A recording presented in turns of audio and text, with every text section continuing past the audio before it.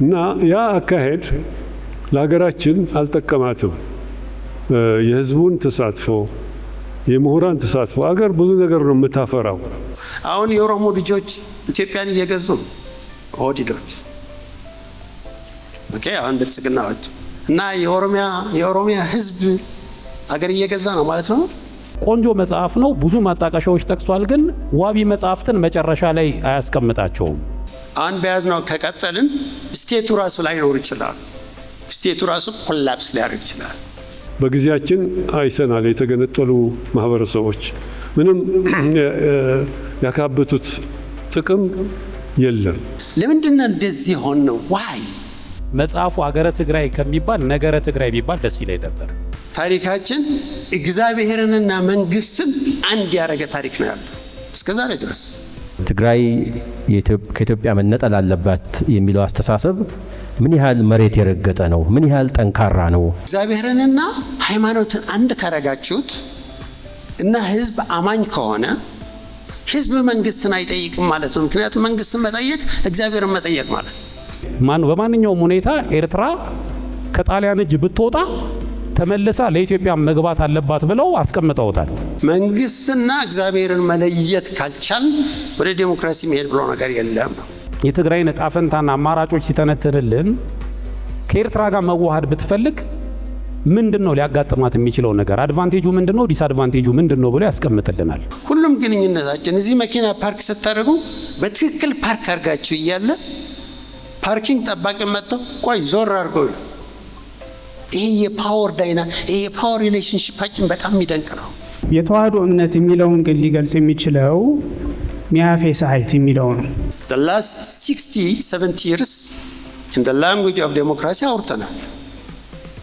ግን ዴሞክራሲ to begin with ገብቶናል ወይ ምን እንደሆነ? አንደኛ ማርያምን ጨምሮ ጻድቃንን ማምለክ፣ መስቀልና ሌሎች እምነት ነክ ምልክቶች መጠቀምን ተብሎ የተገለጸው በማስረጃ የሚደገፍ አይደለም። አንጠይቅም፣ መንግስትን እንኳን አንጠይቅም፣ የኢትዮጵያ ህዝብ አይጠይቅም። እንኳን የኢትዮጵያ ህዝብ እኛ የተማርን ሰዎች መች እንጠይቃለን?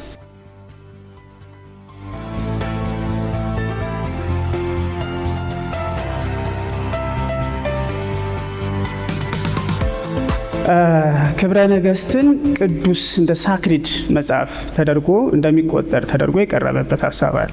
ይህ በፍጹም እንደ ቅዱስ ተደርጎ ፈጽሞ አይታሰብም።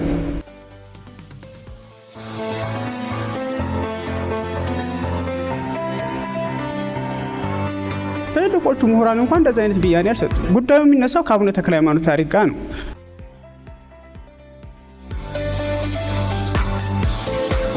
ቤተ ክህነቱንና የቤተ ክርስቲያን ኮንሴፕቱን ብንለየው ጥሩ ይመስለኛል።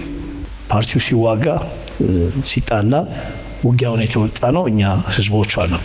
ሁሌ ከእያንዳንዱ ክራይሲስ ጀርባ መሰረታዊ ችግሩ የሊደርሽፕ ችግር ነው። ዛሬ ለውይይት የመረጥነው መጽሐፍ በሰሞኑ በአንባቢያን ዘንድ ትኩረት የሳበው በደራሲ ሙሉጌታ አረጋዊ ሀገረ ትግራይ በሚል ርዕስ የተዘጋጀ የታሪክና የፖለቲካ መጽሐፍ ነው። እንግዲህ ደራሲው በመጽሐፉ መግቢያ ላይ በኋላ መጽሐፉን ያላገኛችሁ ሰዎችም ልታገኙ ትችላላችሁ፣ ከዛ መውሰድ ትችላላችሁ። እንግዲህ ደራሲው በመጽሐፉ መግቢያ ላይ መጽሐፉን እንድጽፍ መነሻ የሆነኝ በ2023 ዓመተ ምህረት እንደ አውሮፓውያን አቆጣጠር የወጣው በፕሮፌሰር ሀጋይ ኤርሊክ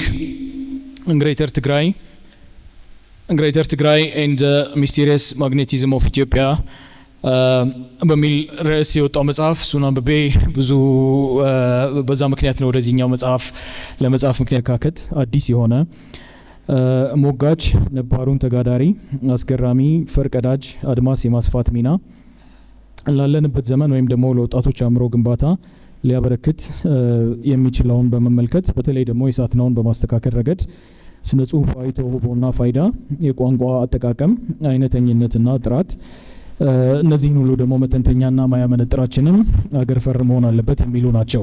እርግጥ ቀዳማት ስርወ መንግስት ወደዚህ ያለውን ነገር ያስቀምጡታል። ከዛ በፊት የነበረው ደግሞ የተለያዩ የታሪክ መጽሐፍታት በነ ናምሩድ በነ ኩሽ በነ ኢቲኤል በኔቲዮፕ ዘመን ያለውን ነገር እሳቸውም ልክ ያስቀምጡት ነገር ስላለ ሰብስበው ያመጡትና የተቀመጠውን ነገር ነው ያየንበት። ወደዚህ ሳብ ይላልና ከዳማ ስርወ መንግስት አቅጣጫ ወደዚህ ነው የሚመጣው።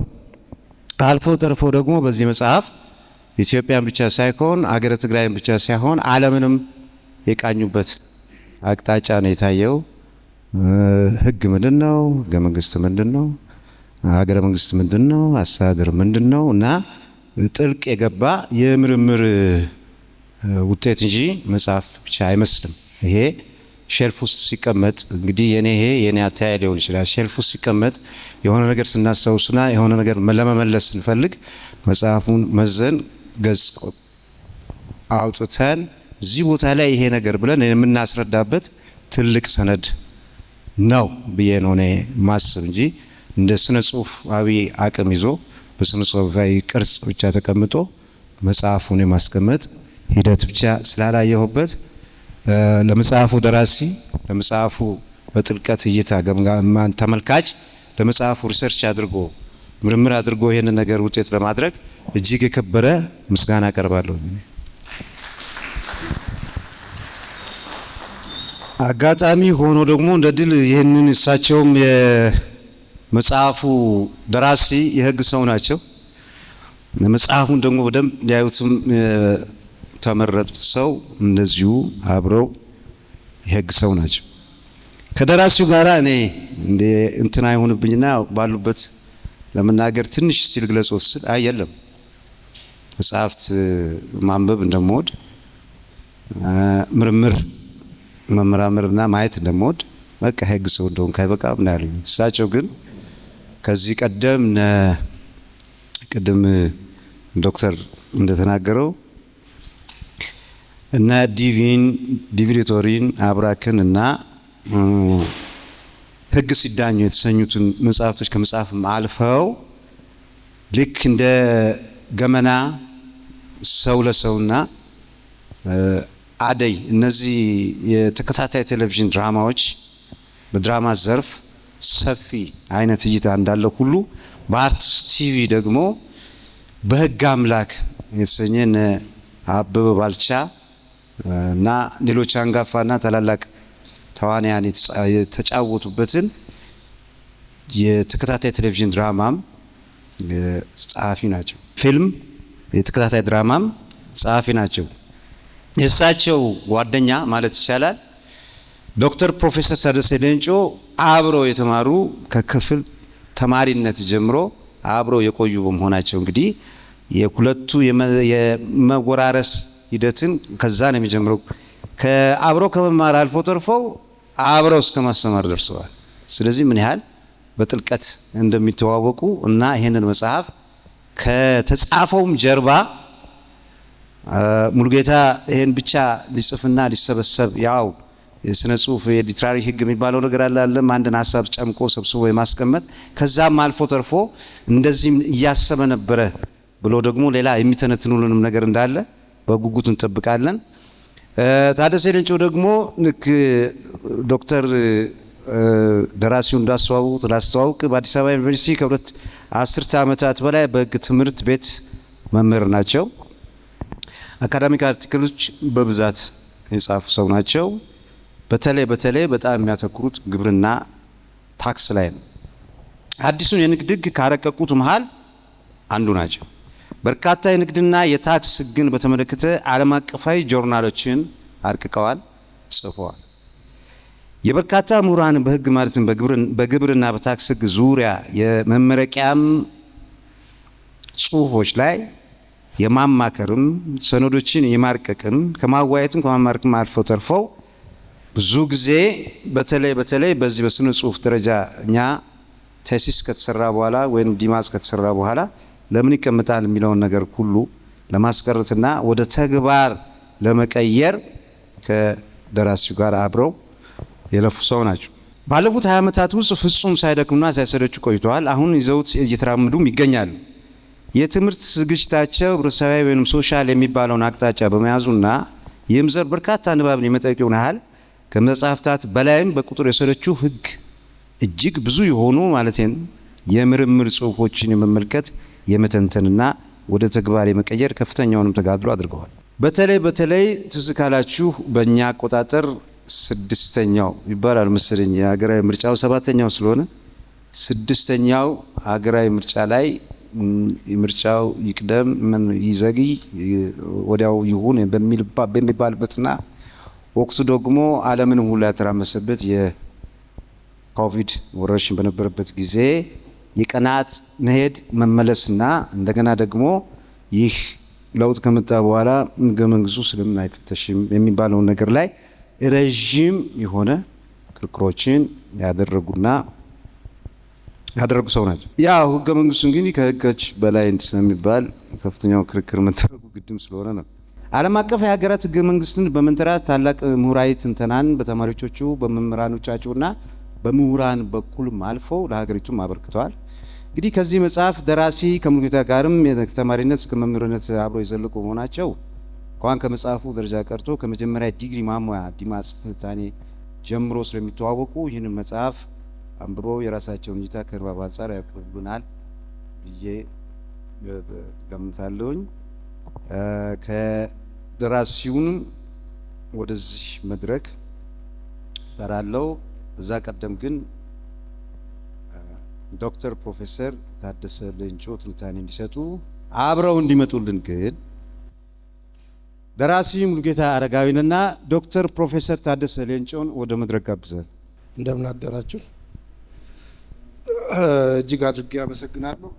አንድ ማስተካከያ ከዚሁ ተቀብለሃል ተብሎ ደግሞ ሰዎች እንዳይደበድቡኝ፣ እኔ ዶክተር ፕሮፌሰር አይደለሁም። ያው ትንሽ እዚህ ሀገር ታይትልስ በጣም እንትን ስለሆነ ዶክተር ኢንጂነር፣ ዶክተር ፕሮፌሰር በጣም ኮንትሮቨርሻል ስለሆነ እዚሁ እኔው ላስቆመውና ዶክተሩ ይበቃኛል። እሱም ቢሆን ሜዲካል ዶክተሮቹ ጋር እኔ የህግ ዶክተር ነኝ፣ የህግ ፒኤችዲ ነው ያለኝ። whether we have to call ourselves a doctor or not is another question altogether። ያው ስለሰራውበት ግን ምንም አላፍርበትም። ያው ዶክተር ታደሰ በሚል ቢጠራ በጣም ደስ ይለኛል። በተረፈ ግን ስለ እኔ የተሰጠው እንትን በጣም እጅግ አድርጌ አመሰግናለሁ ለማለት ነው። አንዳንድ ነገሮች ያው ዳሰሳውን እሳቸውም እንደጠቀሱት እዚህ ጋር ስትቆም መጽሐፉን ስትዳስስ በምን ማንን ወክለህ ነው የሚል ነገር ይመጣል። አንድ መጽሐፍ የሚዳስስ ሰው ምን አይነት ኮምፒተንስ ያስፈልገዋል፣ ምን አይነት ብቃት ያስፈልገዋል የሚለውን መጀመሪያ እሱን ተናግሬ ወደ መጽሐፉ ገባለሁ። አንደኛው አንድን መጽሐፍ ለመዳሰስ የሚያበቃ ነገር ያው አንባቢ ነው። አንብቤዋለሁ። ስለ ማንበቤ ደግሞ ብዙ ቀይ እንትኖች አድምቼዋለሁ ለማለት እደፍራለሁ ማለት ነው። አንድ ድሮ የማስታውሰው የስብሐት ገብረ እግዚአብሔር ዳስ ካፒታልን እነ መንግስቱ ኃይለማርያም በግድ አስነብቧቸው ስብሐት ገብረ እግዚአብሔር እንኳንም ማስገደዳችሁኝ የሚሉት ነገር ትዝ ይለኛል። ስለዚህ አንዳንድ ጊዜ አንዳንድ መጽሐፍ ያው ሸልፍ ማሞቂያ ይሆናል። አንዳንድ መጽሐፍ ደግሞ ተገደው ማንበብ በጣም አስፈላጊ ነው ማለት ነው። ስለዚህ ሙሉጌታ አረጋዊን በጣም አመሰግናለሁ። አስገድደውኝም አንብቤዋለሁ። ሌላም ጊዜ ላነበው እችላለሁ፣ ግን በዚህ ፍጥነት በዚህ ዴድላይን ላነበው ስለምችል በዚህ በአጭር ጊዜ አንብቤው እድሉን ስለሰጠኝ ደግሞ በጣም አመሰግናለሁ። እንግዲህ እሳቸውም እንዳሉት ቅድም ከሙሉጌታ ጋር አይ ቲንክ ወደ 30 ምናምን ዓመት በላይ የቆየ ጓደኝነት አንድ ባች ነን። ግን ስለ ሙሉጌታ አንዳንድ ነገር መናገር እፈልጋለሁ። ምንድነው ሙሉጌታ አሁን ላለው ስብዕና ምንድነው ያደረሰው የሚለውን ነገር የተወሰኑ ሰዎች ሊያውቁ ይችላሉ። እኔ ደግሞ በግል የማውቀው ነገር ስለ መጽሐፉም ስለ ሙሉጌታም ስብዕና አንዳንድ ነገር መናገር እፈልጋለሁ። ያው እኛ ሎ ስኩል ስንገባ 3 አይነት ተማሪዎች ነበሩ እኛ ክላስሩም ውስጥ። አንደኛው ተማሪ እንደኔ አይነቱ ቀጥተኛ ተማሪ ማለት ነው። ቀጥ ብሎ ከሃይ ስኩል ዘው ብሎ አዲስ አበባ ዩኒቨርሲቲ የገባ ብዙ በህይወት መንገድ ላይ የሆነ አቋራጭ እንትን የሌለው በቀጥታ የገቡ ቀጥተኛ ተማሪዎች ስትሬት ስቱደንትስ ማለት ነው። እኛ እንግዲህ ወጣቶቹ ልንላቸው እንችላለን። ሁለተኛው ደግሞ የአስተማሪ ተማሪ ብዙ ነበሩ። የአስተማሪ ተማሪ ማለት በሃይ ስኩል በተለያዩ ቦታዎች ሲያስተምሩ አስተማሪነታቸው ሰልችቷቸው ተማሪ እንደገና የሆኑ እና ሎ ስኩል የገቡ ተማሪዎች አሉ። ሶስተኛ የቀድሞ እስረኛ ተማሪ የሚባሉ ደግሞ አሉ። 3 አይነት ናቸው። እኔ እንግዲህ የኔ መደብ ነው ይሄ። የቀድሞ እስረኛ ተማሪ ማለት እንግዲህ ሙሉጌታ አረጋዊ እኛ ሎ ስኩል አይ ቲንክ ሰከንድ ይር ሎ ፈርስት ላይ ነው የተገናኘነው። ፍሬሽማን ላይ አልተገናኘንም። ስንገናኝ እሱ 8 ዓመት እስር ቤት ቀምሶ ነው የመጣው። ከታሳሪዎቹ ፕሮባብሊ አይ ዶንት ኖ ኢፍ ዜር ዋዝ ኤኒባዲ ኤልስ ሌላ ሰው እንዳለ ትዝ አይለኝም። በእኛ ጊዜ በነበሩ ተማሪዎች የተማሪዎቹ ስብጥር በኢህአፓ በመኢሶን በተለያየ ምክንያት በደርግ ዘመን የታሰሩ ከእስር ቤት መጥተው ደግሞ ተማሪ ሆኑ አሉ። እንግዲህ እነዚህን ተማሪዎች በጣም የሚለያቸው አንደኛ በእድሜ ከፍ ያሉ መሆናቸው አንድ ነገር ነው። ሌላው ግን ያው እስር ቤት ባይመረጥም እስር ቤት ደግሞ ሌላ ትልቅ ዩኒቨርሲቲ እንደነበረ በዛን ጊዜ የነበሩ የተማሩ ተማሪዎች ከኛ በጣም የተሻለ ብዙ መጽሐፎችን ያነበቡ በእውቀትም በጣም የጎለበቱ የነበሩ ተከራካሪዎች ተፋላሚዎችም የነበሩ ናቸው። አንዳንዶቹ በእርግጥ እስር ቤቱ ያስፈራራቸው በዛው የቀሩም አሉ። ግን እንደ ሙሉጌታ አይነቶቹ ደግሞ እስር ቤቱ እንዲያውም ደፋር አድርጓቸው የባሰ ያንን አይነት ስብዕና የሰጣቸው ተማሪዎች ናቸው ማለት ነው። እና ሙሉጌታ በዛን ጊዜ ያው እኛ ሎ ፈርስት ሲባል ህግ ትምህርት ቤት ስትገቡ መጀመሪያ የምታገኙት ነገር ትንሽ የሚለወጥ ነገር አለ። የሚለወጠው ምንድነው? ክላስሩሙ ይለወጣል። የአስተማሪና የተማሪ ግንኙነት ልክ ህግ ትምህርት ቤት ስትገቡ ነው የሚለወጠው። በምንድን ነው የሚለወጠው? አንደኛ አስተማሪ አላውቅም የሚል አስተማሪ ያጋጥማቸዋል እና ያኔ በጣም ያስደነግጠን ነበር። አንዳንዴም እንዴት አስተማሪ አላውቅም ይላል አይ ዶንት ኖ ብሎ ዝም ብሎ ጥያቄ መጠይቂያዊ የሆነ ስርዓት፣ ይሄ እኛ ሶክራቲክ የምንለው ስርዓት በጣም የሰፈነበት ስለነበረ ትንሽ ግራ የሚያጋባ ነበር። ለዚያ ግን በጣም ጥሩ ተማሪ ሙሉጌታ ነበረ። ክላሱን አንዳንድ ጊዜ በተለይ የህግ ፍልስፍና ጁሪስፕሩደንስ በሚባለው ክላስሩም ውስጥ በከፍተኛ ሁኔታ አስተማሪዎቹን የሚሞግታቸው የሚጠይቃቸው ጥያቄዎች ያኔም አንዳንዶቹን አስተማሪዎች ያው ያስቀይም ነበር። ምክንያቱም አስተማሪ ማስተማር ተማሪ መማር ስለሆነ አንዳንዴ ሲገለበጥ አስቸጋሪ ነው የሚሆነው እና ሙሉጌታ ከተማሪነቱ ውጪ ያኔም አጫጭር ጽሁፎችን በመጻፍ ይታወቅ ነበር። በደንብ እንትን ብለው ተላምደውት ፖለቲካውን ተላምደውት በደንብ አዳፕት ያደረጓሉ። ሌላው ደግሞ የእስር ቤቱ አይዲያሊዝም ያለቀቀው ተማሪ ያለበት ስርዓት ነበር ማለት ነው እና አንዳንድ የማስታወሳቸውን ጽሁፎች እንደዚሁ አርስቶቹን ልነግራችሁ ነው። አንዳንድ በእንግሊዝኛ ነበር ያኔ በኮለም የሚጽፈው። አሁን በእንግሊዝኛ መጽሐፉን ለምን እንደተወው አላቅም። በጥሩ ነበሩ ያኔ የሚጽፋቸው ነገሮች። ሌተር ፍሮም ዘ ሴንቲሜንታሊስት የሚል ጽሁፍ ነበረው። እንግዲህ ሌተር ፍሮም ዘ አይዲያሊስት፣ ሌተር ፍሮም ዘ ሴንቲሜንታሊስት፣ እንደዚህ እስር ቤት ሆነን እንደዚህ አስበን እንደዛ ለሀገር እንትን ብለን አሁን ለጓደኛው የሚጽፈው ነው። በጣም ኢንትረስቲንግ የሆኑ እንትኖች ነበሩ። ዩኒቨርሲቲውንም የሚሞግቱ ሎ ስኩሉንም የሚሞግቱ አንዳንድ እንግዲህ ያው አወዛጋቢ ሊሆኑ ይችላሉ እንጂ ስለ ፍልስፍና ትዝ ይላችሁ እንደሆነ የፍልስፍና ዲፓርትመንት ከ1983 በኋላ ተዘግቶ ነበር። ፍልስፍና በፍሬሽማን ብቻ ነበር የሚሰጠው። እንዴት ፍልስፍና ተዘጋ ተብሎ ከፍተኛ የሆነ ጽሁፎችን ሲያቀርብ ነበር። በእርግጥ ሙሉጌታ ለምንድን ነው ፍልስፍና የተዘጋው ሲባል እሱ በደርግ ዘመን ሲታሰር አይ ቲንክ ካልተሳሳትኩ በ4ኛ አመቱ የፍልስፍና ተማሪ ነበረ። ከተማሪነቱ ነው ወደ እስር ቤት የገባው ማለት ነው። ሲመለስ ፍልስፍና ዲፓርትመንት ተዘግቷል። እንግዲህ ዘ ክሎዘስት ካዝን ቱ ፊሎሶፊ ለሱ ህግ ነበረ። ህግ ገባ መሰለኝ። አምሹር ህግ መግባቱን ብዙም የሚጸጽተው አይመስለኝም።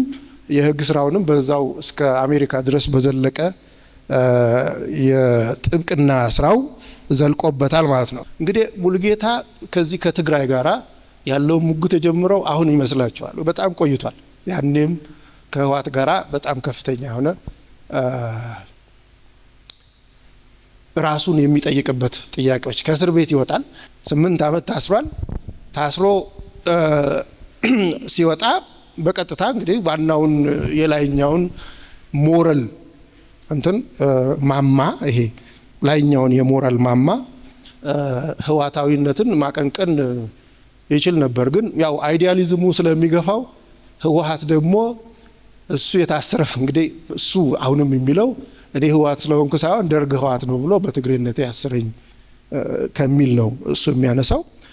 በእርግጥ ግን ማን ነው እስቲ ለምሳሌ ለህወሓት መናገር ካለበት ከተባለ በዛን ጊዜ ሞራል ኦቶሪቲ ያለው እንደ ህወሓታዊ ሞራል ኦቶሪቲ የነበረው ሙሉጌታ አረጋዊ ነበር ማለት ነው። ግን ያው ያቺ ሌተር ፍሮም ዘ ሪያሊስት የሚብለው ህወሓት እውነተኛው ነባራዊ ህወሓት ሌላ ነበረ። ልክ አሁን ማንዴላ ከአፍሪካን ናሽናል ኮንግረስ ጋር ቢጣላ እንደማለት ነው። በዛ አድርጋችሁ ውሰዱት።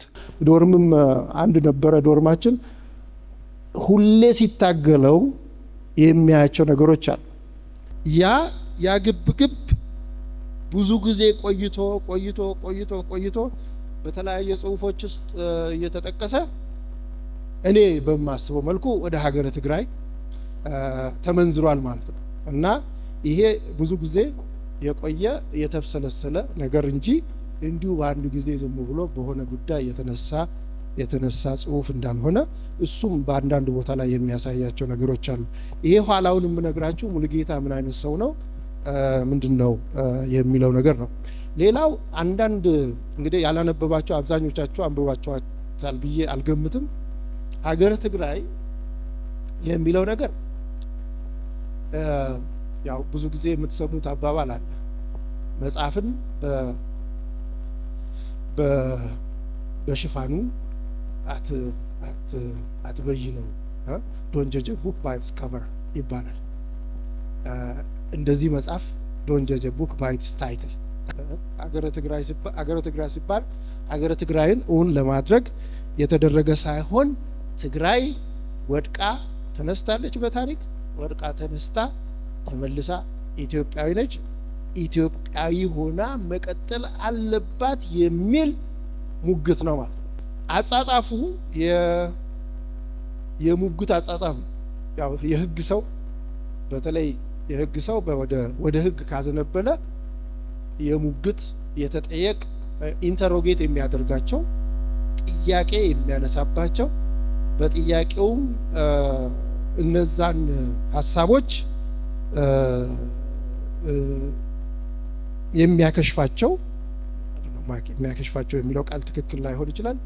ፉርሽ የሚያደርጋቸው ብዙ ክርክሮች ያነሳል እዚህ መጽሐፍ ውስጥ ማለት ነው። መቋጫው ግን ሄዶ ሀገረ ትግራይ አሁን ያለችበት ሁኔታ ከዚህ በፊት ያው ትግራይ በጣም ረጅም ታሪክ ያለው ሀገር ስለሆነ ረጅም ታሪክ ያለው ሀገር ሁሌም ከፍታም ዝቅታም አለው። ይነሳል ይወድቃል፣ ይነሳል ይወድቃል። ግን ወድቆ አይቀርም ይነሳል፣ ተነስቶም እዛው አይቀርም ደግሞ መውደቅ አለ። ይሄ የታሪክ ሂደት ነው። በትልቁ ታሪክ እንደ ማስረጃ እንደ መረጃ የሚቀርብበት ነው። ሙሉጌታም ያንን ታሪክ በከፍታ ያነሰዋል። እንግዲህ ታሪኩን ወደ ኋላ ስትወስዱት እስከ 3000 ዓመት የቆየ ታሪክ አለ ማለት ነው። መጨረሻ ላይ መጽሐፉን ስታነቡት የምታገኙት ነገር በተለይ አክሱም በትግራይ እንግዲህ በመንግስት ደረጃ ዘመናዊ ኢትዮጵያ በሙሉጌታ አተያይ በመንግስት ደረጃ የዘመናዊት ኢትዮጵያ እናት እንደውም አያት አይላትም እናት ነው የሚለው። እኔ ወደ አያት ወስደዋለሁ፣ ግን እሱ ይቆይልኝ። እናት አክሱም ናት ብሎ ነው የሚወስደው። that is the spiritual home of modern Ethiopia። ስፒሪቹዋል ስላችሁ መንፈሳዊ ይሄ ኦርቶዶክስ ምናምን ማለት አይደለም። ሞደርን ኢትዮጵያ in its modern እንትን የሚታየው እንትን የአክሱማዊት ትግራይ አክሱማዊት ኢትዮጵያ የሚል መደምደሚያ ነው። ለዚህ ነው ከመጽሐፉ ከግማሽ በላይ ዜሮ አባውት 57% በፐርሰንታይል ካስቀመጥ ነው በብዛት በታሪክ ላይ ነው መጽሐፉ የሚያተኩረው ማለት ነው። ምዕራፍ 1 እስከ ምዕራፍ 4 ሙሉ ለሙሉ የታሪክ ነው። ለሁሉም ታሪክ እኩል እንትን ሰጥቷል አልሰጠም፣ እሱ የታሪክ ሰዎች የሚሉት ነገር ነው። በእኔ አታይ ግን ሙሉጌታ ለምንድን ነው በታሪክ ላይ እንትን ያደረገው ሲባል አመለካከቱ እንግዲህ ብዙዎቻችን ስለ ኤርትራ ኢትዮጵያዊነት ስናወራ ብዙ ታሪክ እንጠቅሳለን። እንደዛው ሙሉጌታም ስለ ትግራይ አሁን ያለውን ነገር ትተን ስለ ትግራይ ኢትዮጵያዊነት ብቻ አይደለም፣ ስለ ኢትዮጵያዊ ፈጣሪነት በምንናገርበት ጊዜ ታሪክ ነው። እንግዲህ ካርታው የኢትዮጵያ በዓለም መንግስታት እንደው የሆነ መንግስት ትግራይ የኢትዮጵያ አካል ናት ብሎ የሚበይን መንግስት ቢኖር ኢትዮጵያ ካርታውን ይዛ ስትሄድ የምታሳየው የ3000 ዘመን ካርታ አላት ማለት ነው ባጭሩ። ያንን ካርታ ነው ለማሳየት የሚሞክረው። ታሪክን በተመለከተ ግን አንዳንድ ነገር እኔ ራሴ የታሪክ ፓርቱን ሳነብ ያው እንደምታውቁት እኔ ትግራዋይ ስላልሆንኩ ትግራይን ያው በሩቁ ነው የማውቀው፣ ታሪኩን በቅርቡ አላውቅም። ያው የዳማት የአክሱም የዛግዌ እንደ ታሪክ ተማሪ ታሪክ በሃይስኩል በዩኒቨርሲቲም እንደተማር ነው የተወሰነ እውቀቱም ቢኖረኝ ግን የትግራይን በቅርበት አላውቅም ማለት ነው። ቢሆንም ሙሉጌታ ለምንድን ነው ታሪክን እንደዚህ በዝርዝር የጻፈው? ለምንድን ነው ይሄንን የጻፈው ሲባል እሱን ራሱ ያስጨነቀው የሚመስል ነገር ከመጀመሪያ መንደርደሪያ እሱ ያለው ላይ ይነግራቸዋል። እኔ የታሪክ ሰው አይደለሁም፣ እንዴት አድርጌ አሁን ተነስቼ የትግራይን ታሪክ ከመጀመሪያው ተነስቼ እንዴት ልጻፈው የሚል በውስጡ የሚታገለውን ነገር በአድሚሽን ነው የሚጀምረው። በጣም ይሄ እንግዲህ አድሚሽን በጣም ጥሩ ነው። ምክንያቱም አንዳንድ ደራሲ በሙሉ ልብ እኔ ነው የምችለዋለሁ ብለው ሲሄዱ፣ ሙሉጌታ ግን አይ እኔ ይሄ ነገር በጣም አንገብጋቢ ስለሆነብኝ ይሄንን ጉዳይ ዝም ብዬ አልተውም፣ ታሪክን እንደገና አንብቤ እኔ በመሰለኝ መልኩ ልጻፍ የሚል ቅድም መጀመሪያ በማስታወቂያ ላይ እንደተነገረው በተለይ የአንድ ሰው የሀጋይ ኤርሊክ ታላቋ ትግራይ ዘ ግሬት ትግራይ ዘ ሚስቴሪየስ ማግኔቲዝም ኦፍ ኢትዮጵያ ምንድነው ትግራይን ወደ ኢትዮጵያ ብዙ ጊዜ ችግሮች ተፈጥሯል። በትግራይና በማዕከላዊ መንግስት በተለያየ እንትን ተፈጥሯል። ግን ለምንድነው ኢትዮጵያ ትግራይ ከኢትዮጵያ ያልተለየችው በእነዚህ ሁሉ ዘመናት የሚለውን ነገር ለመመለስ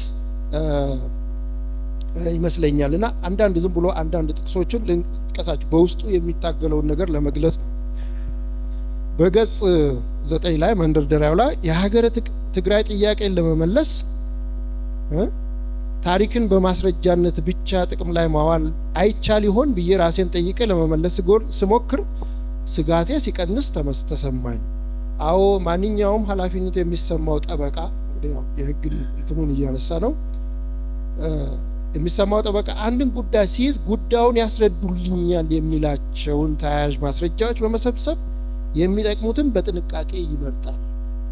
ቀጥሎ ራሱን በባለጋራው ቦታ አስቀምጦ የባለጋራውን አመጣጥ አስቀድሞ በመተንበይ ተገቢውን ዝግጅት ያደርጋል።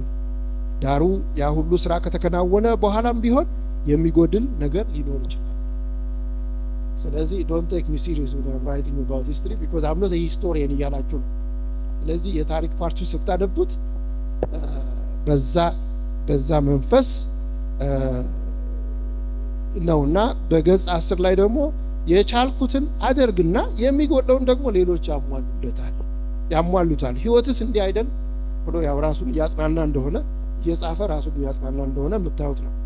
አንዱ ያጎደለውን ሌላው ነው የሚሞላው በሚል ስራውን ጀመርኩኝ።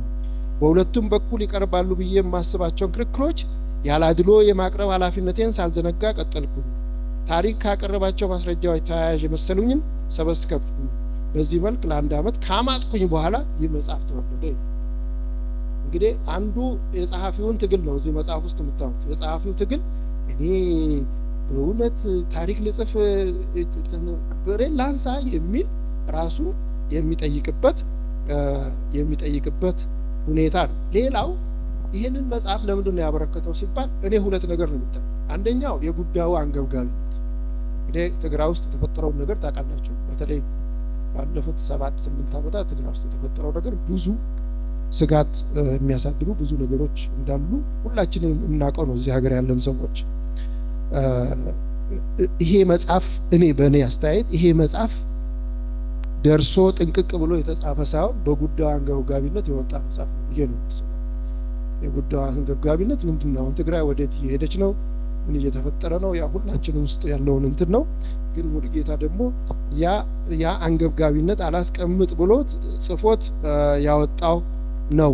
ሌላው ምንድን ነው? ለውይይት ያቀረበው መጽሐፍ ነው። ስለዚህ መደምደሚያ አይደለም። It's a thesis written to advance certain viewpoints. የሆነ ቲሲስ በአማርኛ ቲሲስ ምን እንደሚባል እርግጠኛ አይደለሁም። እና ገጽ 11 ላይ ምን ይላል? ይህ ስራ የሀገረ ትግራይ ጥያቄን ለመመለስ የተደረገ ሙከራ እንጂ that's what a thesis ማለት ኤሴይ እንደ ኤሴይ አይነት ነው። ከእውነት ጥያቄ ጋር የሚታገል አይደለም። ስራው እኔ ጥያቄውን ካየሁበት አንግል ወይም አቅጣጫ ብቻ ያየ እንደመሆኑ ስለዚህ ወገንተኝነቱን ያምናል ጸሐፊ። ስለዚህ አሁንም ለውይይት የቀረበው ምንድነው? ይሄ ለክርክር የሚቀርቡ አከራካሪ አወዛጋቢ የሆኑ ነገሮችን ሙሉጌታ በግልጽ የሚጋፈጥበት ነው። ሙሉጌታን ማመስገን የምፈልገው ይሄው ሙሉጌታን ብዙ ዘመን ስለማውቀው that's what ሙሉጌታ is። ሙሉጌታ ከሚያስበው ነገር አንድም ጊዜ ፈርቶ ወደ ኋላ የሚልበት ይሞግታል፣ ይከራከራል፣ አንዳንዴ ይጋጫል፣ አንዳንዴ ይጣላል። ግን ሁሌም ሙሉጌታን የምታዩት አንድን ነገር በጣም በጠንካራ ሁኔታ ካሰበበት ያንን ነገር ከመግለጽ ወደ ኋላ የሚመለስ ሰው አይደለም። መጽሐፉንም የጻፈው በዛ መንፈስ ነው። አንዳንድ ነገር ይጎለኛል። አሁን ብዙዎቻችን እናስባቸው ብዙ ነገሮች አሉ ቤታችን የቀረን ብዙዎቻችን ውስጥ ጽሁፍ ያለን ብዙ ሰዎች አሉ። ግን እንደው ለአደባባይ ሊበቃ ይችላል አይበቃም፣ እንዲሆን እቺ ነገር በደንብ ትስተካከል ብሎ ጊዜ የሚጠብቅ ሳይሆን እዛ ወጥተው ምንድነው ያበጠው ይፈንዳ አይነት እንትን አስተሳሰብ ነው ያለው ለማለት ነው። እና መጽሐፉን በምንነቱ ነው መታየት ያለበት፣ በሙግትነቱ ነው።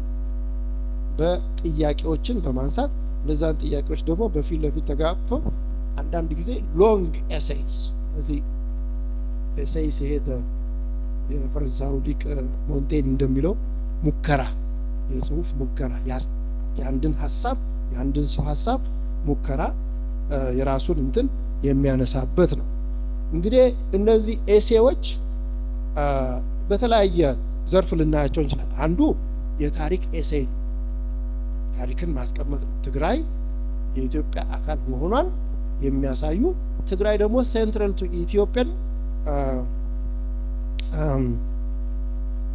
ኢትዮጵያን ሚቶሎጂ ጋቨርነንስ ሚቶሎጂ ይሄ ኢትዮጵያዊ የሚለው ትርክትን ከዛ አንስቶ በተለይ አክሱምን በዛ መልኩ የሚያስቀምጥበት እንትን ነው እና አንዱ የታሪክ ኤሴይ ነው። ታሪክን ከመጀመሪያው ጀምሮ በጊዜ እንትን የሚልበት ነው። እዚህ ውስጥ የምታዩት ነገር ትግራይ እንግዲህ ከፍታዋ ነበረ። በተለይ እሱ ከፍታዋ የሚለው በተለይ የአክሱም ከክርስቶስ ልደት በፊት 100 እስከ 960 ዘመን ያለውን ጊዜ የ1000 ዘመን የታሪክ ከፍታ ያንን ታሪክ በደንብ አድርጎ ያስቀምጥልናል ማለት ነው። የነዛን ደግሞ ምንድነው ለኢትዮጵያ ያወረሱት የሚለውን ነገር ለኢትዮጵያ ለትግራይ ብቻ ሳይሆን ለኢትዮጵያ ያወረሱትን ነገሮች በደንብ ይተርክልናል ማለት ነው። እና የትግራይ ከፍታዎች ምንድናቸው? ንጉሶቹ አሉ እንደ ኢዛና እነ ካሌብ፣ በዚህ ደግሞ የኦርቶዶክስ ሃይማኖት ራሱ የቅዱስ ያሬድ እንደዚህ እያለ የሚሄድባቸው ነው። እንግዲህ ዝቅታዎቹ ደግሞ ከዛ በኋላ የመጡ ታሪኮች ናቸው እና እነዛ ዝቅታዎችም ውስጥ ትግራይ ዝቅም ብላ አንዳንዴም ተገፍታም ወይም ተገላ ስላችሁ የተገለለች ማለት ነው። እንደዛም ሆና ግን ከኢትዮጵያ ጋር የቀጠለች አገር መሆኗን እነዚህን ነገሮች ይዘረዝራል ማለት ነው። ግን ምንድነው ቅላጼው ኢትዮጵያኒስት ነው። ኦኬ ይሄ ኢትዮጵያኒስት ሲባል ይሄ ኢትዮጵያዊነትን የሚያቀነቅኑ ጸሐፍቶች የሚያቀነቅኑት ትርክት ነው። አክሱምን ለብቻዋ አንዳንድ ቦታ ላይ ምናልባት እኔ ከሌላ ብሔረሰብ የመጣው ስለሆነ አንዳንድ ቦታ ላይ እሱ አስቦት ሳይሆን እኔ በሚታየን መልኩ ትግራያን ኤክሰፕሽናሊዝምን የሚያቀነቅን ሊመስላችሁ ይችላል። there is always a danger ራሳችሁን እኛ የተለየን ስትሉ በአማራው በኩል እዚህ እኛንን የፈጠር ነው ሲባል ሌላው እንዴት ነው የሚያስበው የሚለውን ነገር በደንብ ስለማንረዳ አንዱ ኩራት ነው የሚመስለው። እኔ ትግራዋይ እንደዚህ ነኝ፣ አክሱምን እንደዚህ ያነስኩ ነኝ ወይ እንደዚህ በሚልበት ጊዜ ሌላኛው ኢትዮጵያዊ በተለይ በዘመናዊ ኢትዮጵያ ውስጥ እንዴት ነው የሚታየው የሚለው ነገር ትንሽ ጥንቃቄ ያስፈልጋል። because it's always dangerous ይሄ ኤክሰፕሽናሊዝም በሌሎችም ብሔረሰቦች ስለማይ ነው። በአማራውም በኦሮሞውም በሌላውም እኛ የተለየንን እንደዚህ ብለናል፣ ፈጥረናታል፣ ኢትዮጵያ እኛንን የፈጠርናት እግዚአብሔር ምድርን እንደፈጠረው ምናምን የሚሉ እንትኖች አንዳንዴ በሌላው የሌለ ስለሚያሳዩ ሙሉጌታ ግን ያንን ሐስቦ እንዳልሆነ በእርግጠኝነት መናገር ይችላል።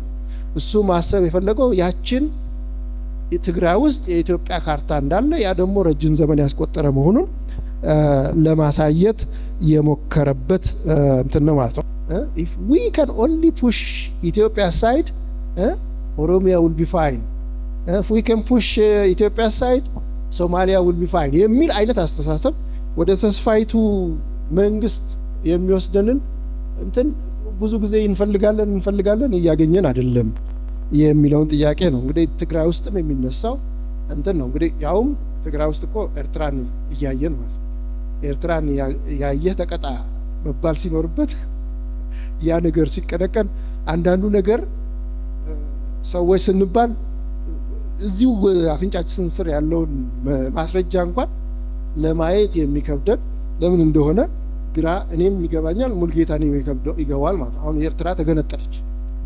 ኤርትራ ተስፋይቱ ምድር ውስጥ ነው ያለችው አይደለችም። በቃ በራሳቸው ተዳደሩ። እሺ ኢትዮጵያ ሄደች።